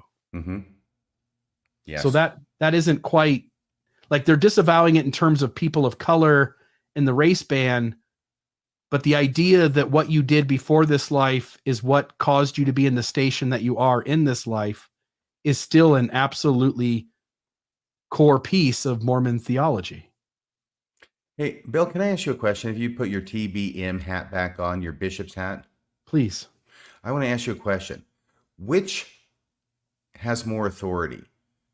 A 2012 Salt Lake City official statement that's not signed that I can tell, but that does come from the church, whatever that means, or a 1949 statement that's signed by all three members of the First Presidency? Okay, what was the first? Say the first one again. 2012 official church statement, not signed, at least not in that slide. It's put No, out by yeah. the press, the PR department. Obviously, it was signed off on by the leaders of the church, one would think. But does that have more authority, an unsigned statement by the church in 2012 or a signed First Presidency statement in 1949? They obviously conflict, which is its own problem. But I was just wondering which you would think would have the most authority, because I know what I would go with. I would go with the one that's signed by the top leadership of the church. Absolutely. First Presidency statements used to mean something back 40 years ago. Yeah, and if you remember when Hinckley went on 60 Minutes or one of those interviews that he did in the midst of doing a bunch of them for 5 years, when he said the whole thing about the couplet and that we don't know that we teach it anymore, we don't emphasize it. If you remember right, he gets up at the next general conference and says something along the lines of, "Trust me, I know what the church teaches." Right? And so there's sort of this idea that what the church does through the newsroom and what the church does on Sunday Mormonism and in official channels is two very different Mormonisms. For instance, we can show lots of moments where the church still teaches that you will have worlds that you are given to populate with people, that you get a planet. And now in the newsroom says you don't get a planet. Church says it knows where the Garden of Eden is. Church newsroom says it doesn't know where the Garden of Eden is. There seems to be two kind of profiles of Mormonism. One is the one they want the general public to know, and the one that they hope that the older member hangs on to. Yes. Yeah. And this is a problem that's dogged the church at least since the whole polygamy problem, and why nobody believed that President Woodruff was serious in 1890 when he issued the manifesto. And guess what? They were right. Yeah, he wasn't. He wasn't serious. Mormonism's been playing this game since its inception. Joseph Smith with polygamy. Like the church does this thing and its leaders do this thing where they constantly talk out both sides of their mouth. And the problem with that is that it puts the membership in a place where they can never trust whatever the church leader is saying. Are they saying it because it's true? Are they speaking to me? Or are they saying it because they want everybody else to think that this is what the church teaches? Yeah. And I'm going to just say the phone number. number. To make that distinction, right? Like when Totally. President Hinckley is on Larry King or whatever it was, 60 Minutes or wherever he made that statement. Yeah, obviously he's on a public news show, so he's talking to the world. I used to have this mindset too, and I don't think, did it ever occur to me that I wish that I had a prophet who was convinced enough that what we believed was true that he would just tell it like it is? A Benedict. Why not be in a Benedict? Just stand up and say it like it is and risk whatever that is that you have to risk. Well, look what happened to a Benedict. Yeah, these guys fly in first class flights, and people stand up when they enter the room and they get everything paid for them. They do not have the courage of their convictions. And I'm going to say that right to the camera, because I'm speaking to all members of the First Presidency right now, and the members of the Quorum of the 12 and the 70. The way you act convinces me that you do not have the courage of your convictions. You're always playing hide the ball. You're always trying to talk out of both sides of your mouth. And my perception, my position is that if you did have the courage of your convictions, you would just tell the truth and let the consequence follow. I think there's a song about that, but you would just tell the truth. I'm not saying you have to go out and spill the beans on the second anointing, okay? Because obvious, or what happens in the temple. There are some things that in Mormon theology are sacred, and we're not going to talk about those. That's fine. Just say that, okay? But don't lie about it. Don't give false information because you think that what you really believe will be embarrassing to you in some way, or that people will look at you strangely. The reason people look at you strangely and askance is when you get caught not being honest with them.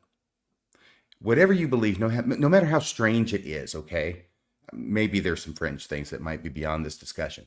But no matter what you believe, people respect someone who is honest about what they believe and just says it like it is. What they don't respect is someone who believes something but tries to put one over on you, making you think that they don't really believe it. Amen. Amen. Let's do the phone call portion of the show. We'll take a few phone calls. The number is 662-667-6667.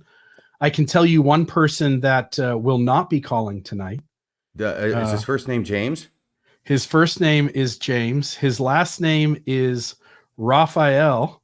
And I'll tell you why he's not going to be calling tonight. Now, I'm not saying he's attracted to children. I'm not saying he's attracted to children. But I am saying, we'll show here, I am saying that he seems to have defended those who are attracted to children.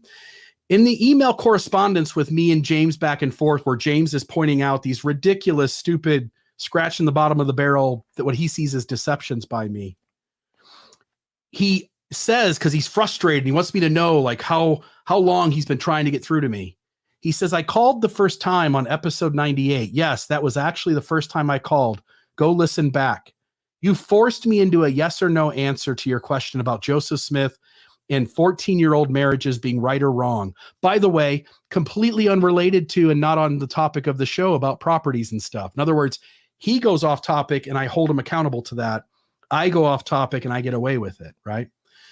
So the other day I'm in Facebook and I'm cleaning out my spam messages. So not only do you have a regular Facebook message folder, you have a message request folder. And then you also have a spam folder. Well, I have lots of messages in my spam folder that are written to me by people that aren't spam, and I'm just now starting to go through them. One of them I find is the person who claims that they're the person who also had the same conversation with me. You profess to be enlightened and awakened, and yet you then vilify men having sex with girls who have attained the age of consent, which is as low as 14 in Germany and Italy, 15 in France. These are countries which are more enlightened and awakened than America. Because Europe you can judge how awakened and enlightened a country is by how low their age of consent is. Go ahead.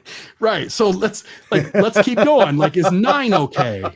Is 8 all right? Like, these are countries which are more enlightened and awakened than America. Europe recognizes that evolution and biology has made human bodies ready to procreate by that age. That's the discerning factor, is whether a young woman can get pregnant and deliver a child. Therefore, an enlightened society does not impose artificial, socially constructed mores on the sexual relationship, but Bill Reel does. You would come across as very unawakened in modern day Europe, but you still probably think America knows better. What a conservative prude. and you challenged me to call in and debate this with you. I agreed, and you blinked, you gutless toad. So I'm just going to say, when I wrote James Raphael back and said, I just put these two data points together and figured out who you are and what you believe, and I included you guys on the message, he hasn't written me back yet. James Raphael is nowhere to be found. I now understood, because at the time when he was poking about how we file our taxes and trying to call me out on lies, it seemed to me like this guy's really stretching. He's really trying. He's got some vendetta. He's got something. And he finally made it clear to me what his vendetta was. And now that I've shown him, I figured it out. I highly doubt we're going to hear much of James, because James, if you call again, we're going to talk about all of this before we ever get to what you want to talk about on the show. I also want to jump in and say that he's categorically wrong here. Just because a girl has started menstruation at whatever age that may be, that does not actually mean that her body is physically capable and ready to have children. And it is known that in some places where, this can happen. It doesn't matter where they live, but any young bride that's too young to be giving birth uh, can have there's a myriad of problems that pregnancy can cause on a young body that's really not yet prepared for it. But there was one, and I can't remember where this was, but it was starting to be really common that just again because of their young age, giving birth would just would tear them enough that they lost continence. They weren't able to really control their bladder anymore. That is something that requires surgery to fix and is a lot more common in a very, very young mother. And I do also just want to point out that the youngest mother on historical record was 5 years old. So I Really? just want to point that out. Yeah, I think it was. I'm thinking it was Venezuela. It was a South American country, and yes, and they did not. They did. It was not aborted. So she did have that, and it was basically raised. It was a little boy, basically raised as her brother. But yeah, 5 years old, definitely too young. And so I just wanted to point that out. And then, of course, it has been pointed out multiple times. So it isn't just physically. That's something that a lot of people want to point out, but also definitely mentally.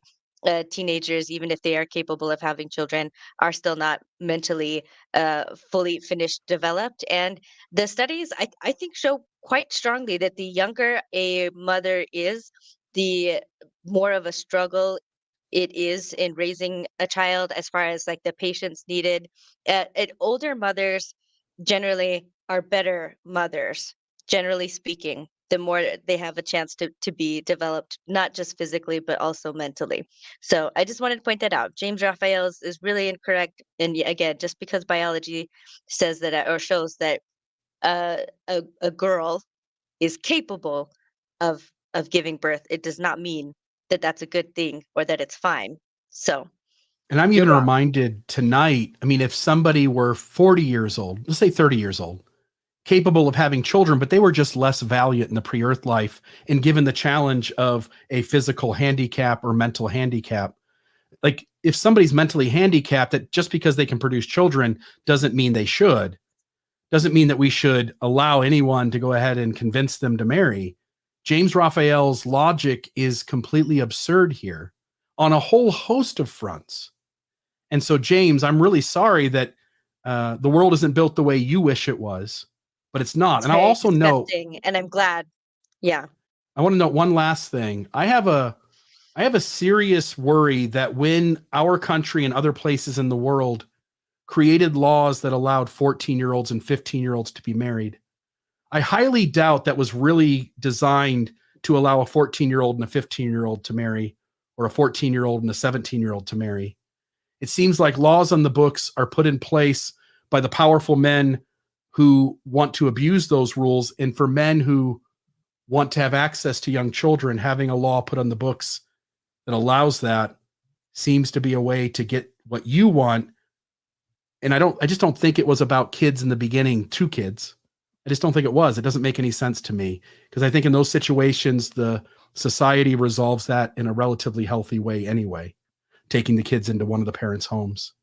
The It shotgun seems wedding. like having, what's that? A shotgun wedding. Yeah, it seems like having a law where someone can marry 14-year-olds is designed to allow grown-ass adults to marry 14-year-olds. Can I say a couple things here?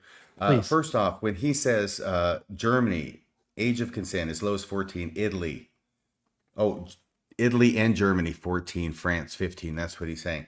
You know, in the U.S., and I'm sure I know in my state, and I'm sure in your state as well, there is an age of consent. Okay? But there are certain qualifications that go along with that.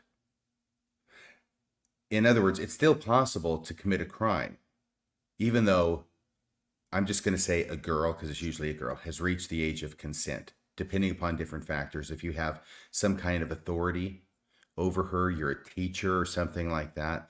Yeah, there's still all sorts of ways you can run afoul of this.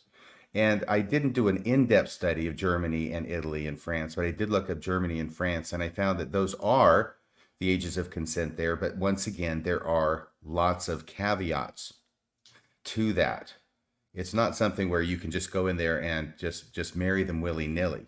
There have to be certain things that are accounted for because you can run afoul of these.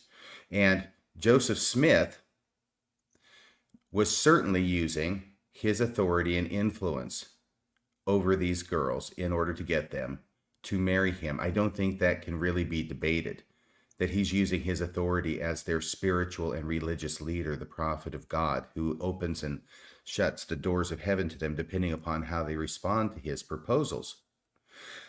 I do think, the last thing I'm going to say, that's very concerning to me, and which I don't think I had appreciated as much before, is how the example of Joseph Smith can be used by members of the church who do have these predilections toward children to justify their feelings and, God forbid, their actions.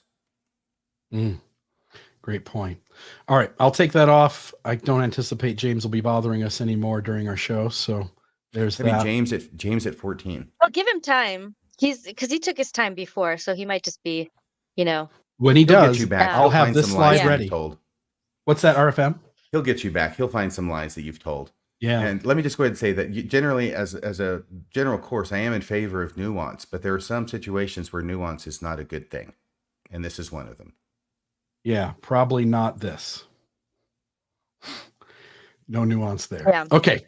Let's go to the phone lines. The first one is Mark. And I got one line open, by the way, folks. We'll take 3 quick calls.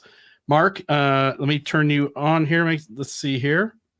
All right. So, Mark, you there? Yes, I am here. All right, my friend. Go ahead. So I wanted to talk about the speech in August of 78 by Bruce R. McConkie, All Are Alike Unto God. Yeah. You mentioned you read it a couple times, RFM, and yes. He did mention one of the reasons for the ban. He doubled down on it and repeated it.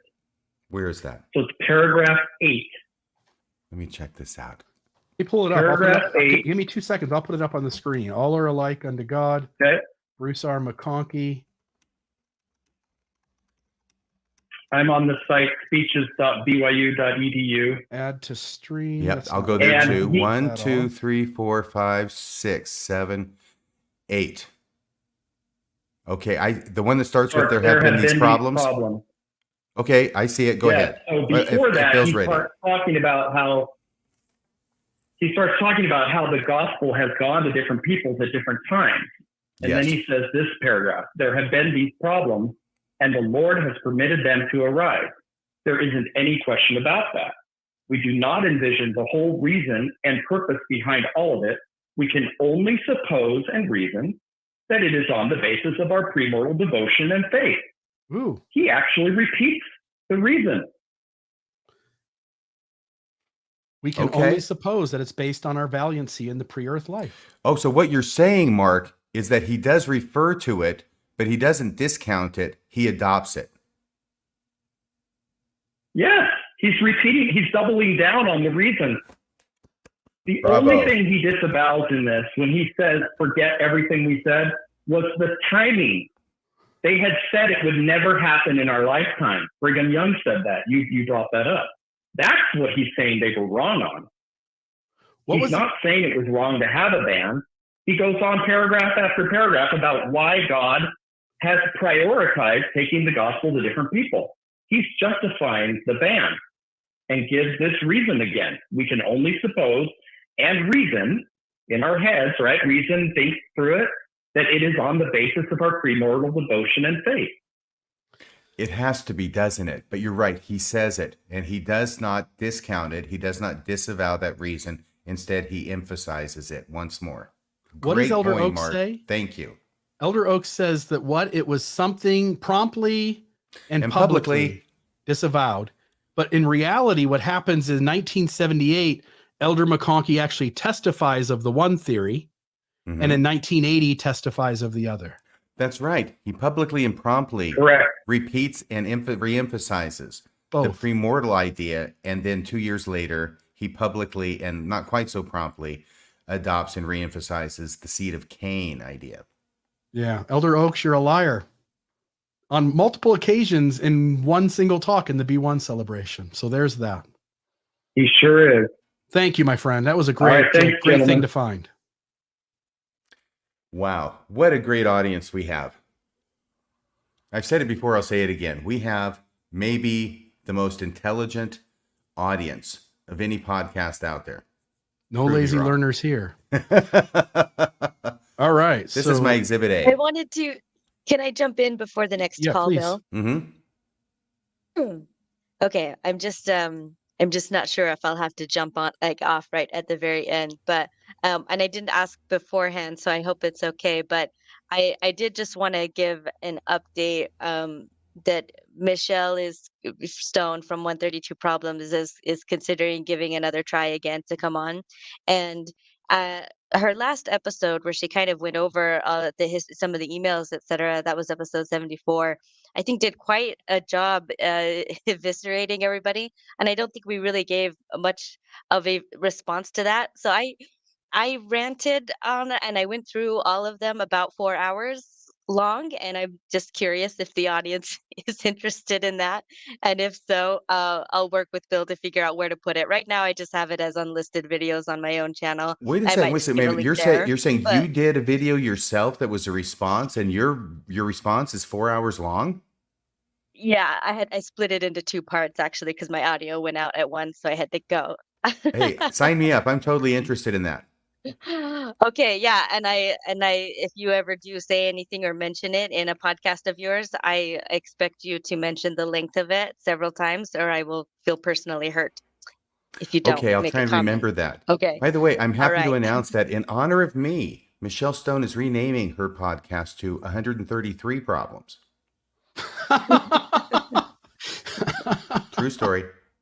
Yeah, I mean, I think it's great she's reaching out again, but I think the problem Oh my Lord, is she's not reaching out again, is she? No, well, she did, and I think that is admirable. But what was just really astonishing was just how almost everything said or done was twisted, and I've just never seen anybody's ability to do that more than this. And so that's part of why it took so long for me to kind of go, because I really break down I just pointing out all the ways that anything that somebody would normally see as a good thing, was just completely. It really is entirely backwards. Or I guess as Bill, as you put it, it's kind of like Bizarro World.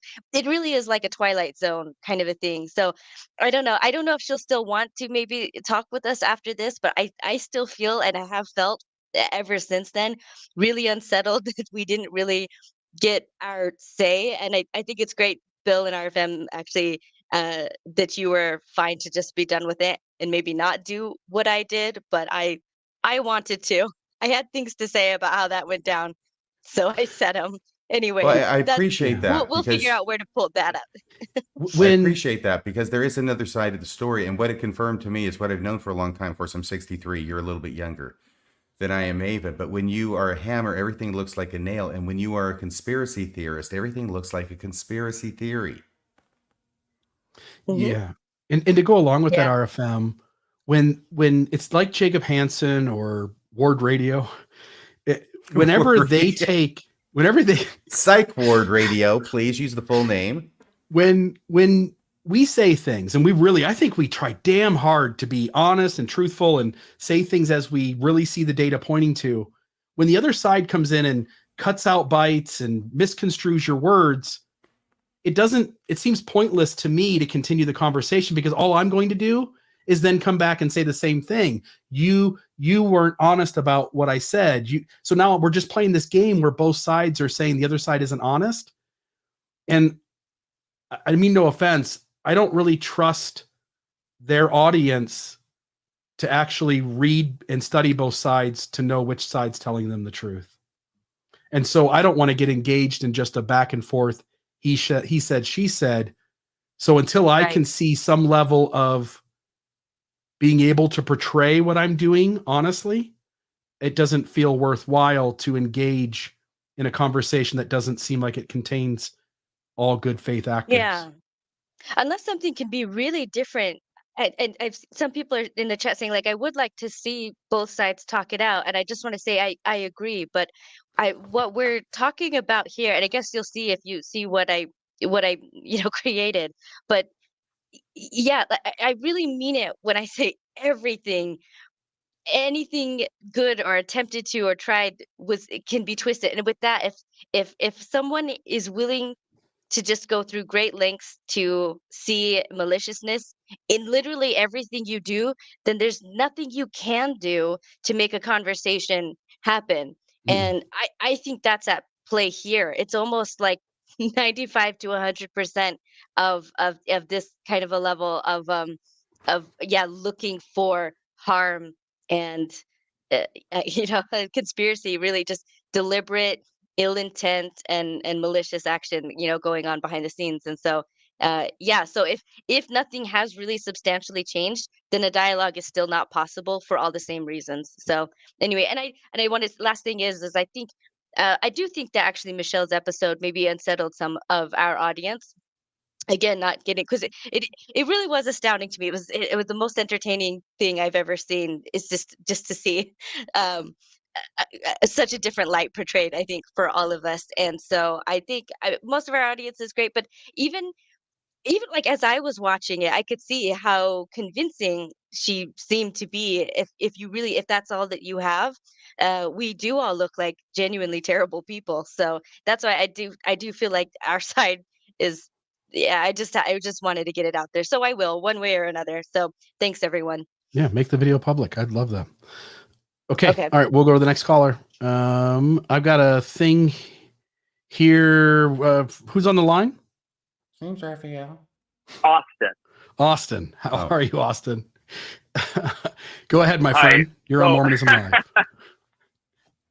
So earlier, you both invoked the image of Abinadi, and I wanted to make a Hubie Brown comparison. In that letter that you referenced earlier, December 15th, I believe it was, 1969, just about a month before David O. McKay died, Harold B. Lee, who was the acting president of the Quorum of the 12, right, he pushed, according to Gregory Prince and his David O. McKay and the Rise to Modern Mormonism, he pushed this letter about race and the priesthood through. And Hubie Brown, who was the first counselor, along with another counselor, and Eldon Tanner, right, Hubie Brown did not want this letter to be read out to congregations, which it ended up being is what it says in Rise of Modern Mormonism.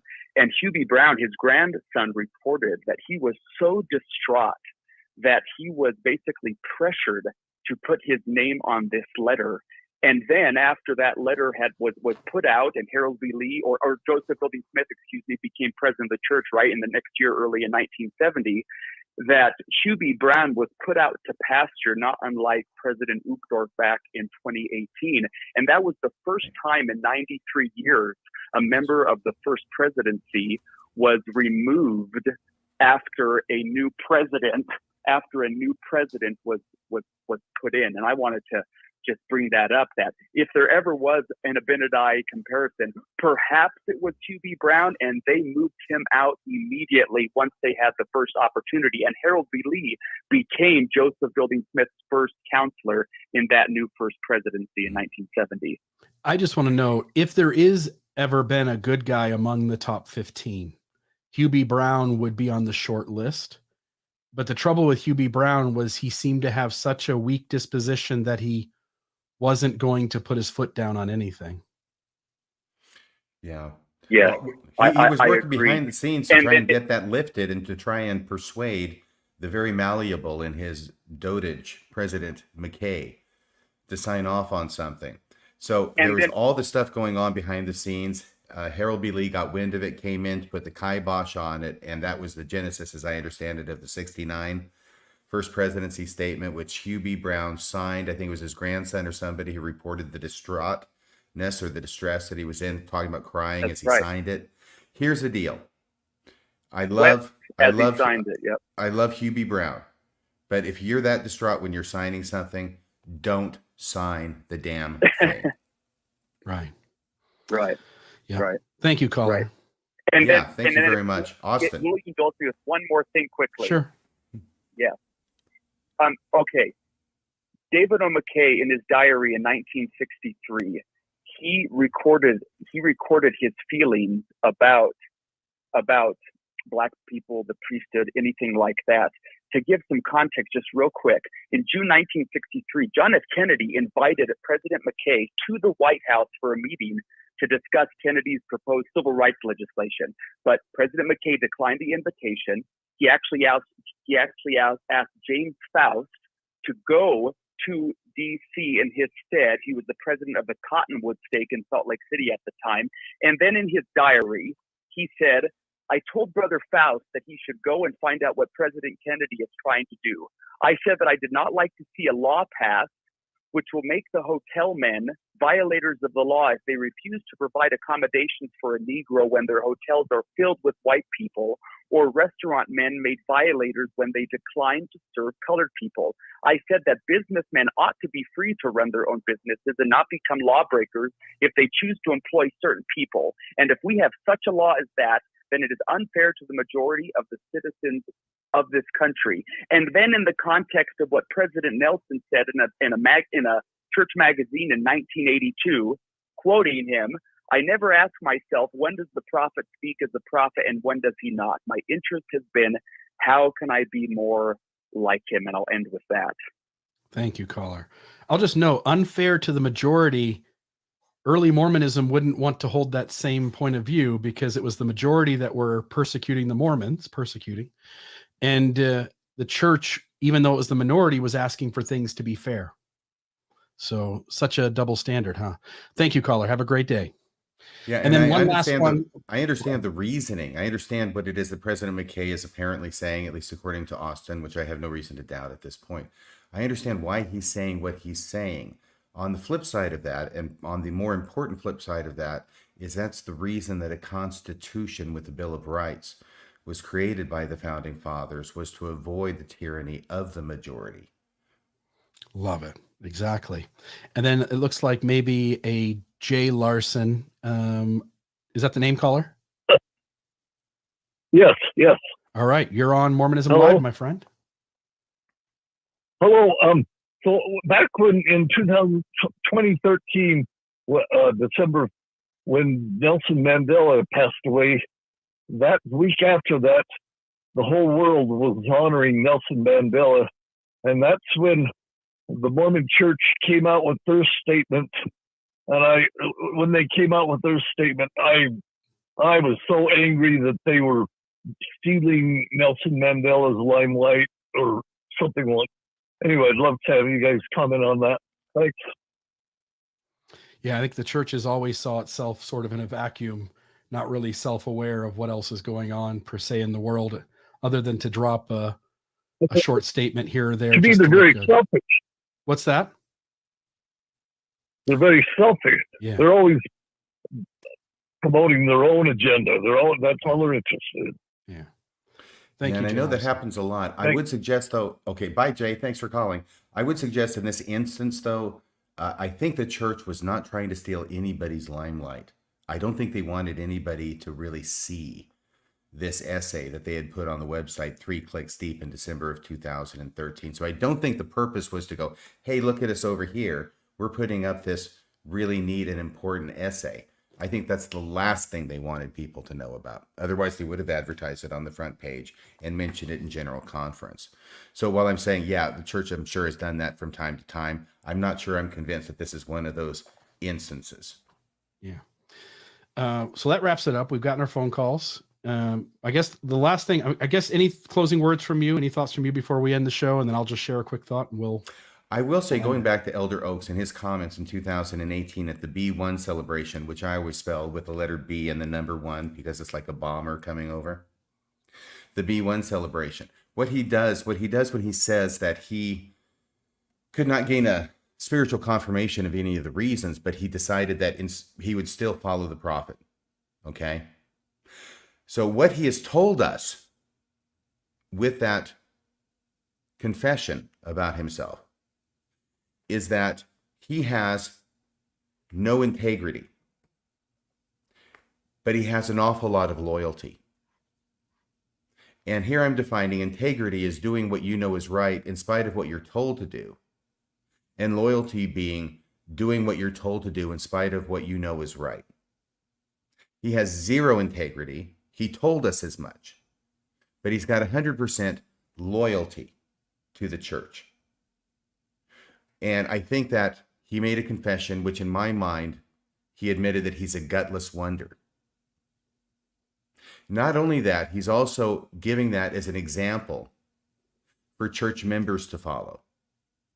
And the reason he's giving that example, you should not have any integrity, you should just have loyalty, is because not only is that the mainstay of the LDS Church, where obedience is the first law of heaven, and obedience there is synonymous with loyalty to the church and its leaders, but also because he's going to end his talk talking about the disparate treatment that the church continues to give the LGBTQ community. And what he's saying there is very clear. It doesn't make any difference what the reasons are. God has said it, and you need to get on board regardless of what you think personally. The day of the prejudice and the restrictions against Black people is gone. It took us 40 years to have a celebration, and that's its own issue, which we won't go into now, because they had been planned before that and then canceled. But the day of discriminatory treatment toward LGBTQ people is still with us. So don't think that just because we stop discriminating against the Blacks means that we're also going to stop discriminating against this other class of church members. The church has tried to play this game where it's disavowed the theories and then disavowed all racism in the church, past and present, without any self-awareness that the ban itself was racist. Trying to still hang on to it, but the ban itself was racist.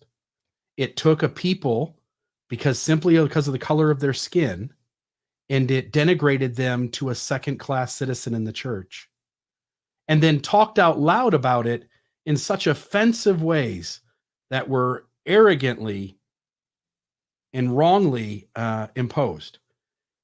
The church has misled people on this issue. It hasn't been honest about how it got here and what caused the change and where we are now and what beliefs do we hold and not hold and what's really been disavowed and not disavowed. And then Elder Oaks, lastly, just in that one talk, the B1 celebration, I think he lied at least 3 times. And I just want to note for the viewers that you have a church leadership with the SEC scandal. You have a church leadership that whenever it can cover its ass, it will be dishonest and deceptive, untruthful, unforthright, non-transparent, inauthentic. It'll do all those things because whatever matters to it, it isn't telling you the truth. That's not what matters. It seems like money maybe matters more than the truth. And then, as you pointed out with the LGBT issue, just as kind of tying it all together, from Brigham Young through David O. McKay, the leaders of the church seemed completely unable to know truth from error. And yet you, as believers, you are staying in a church and trusting that its answers in this moment are right, when inevitably 125 years from now, There will be things that are disavowed that are in this moment hurting people. And my suggestion as we close the show is sit with all the things we do to people who have doubts and questions, people who criticize the church honestly and fairly about its dishonesty, women in their denigrated role within our church system, people of color and the racism that's happened both past and present, and then the LGBT folks. And for those who are believers, recognize just how much harm we do in the name of thinking we're right, when inevitably, as we've shown tonight, prophets, seers, and revelators are often dead wrong.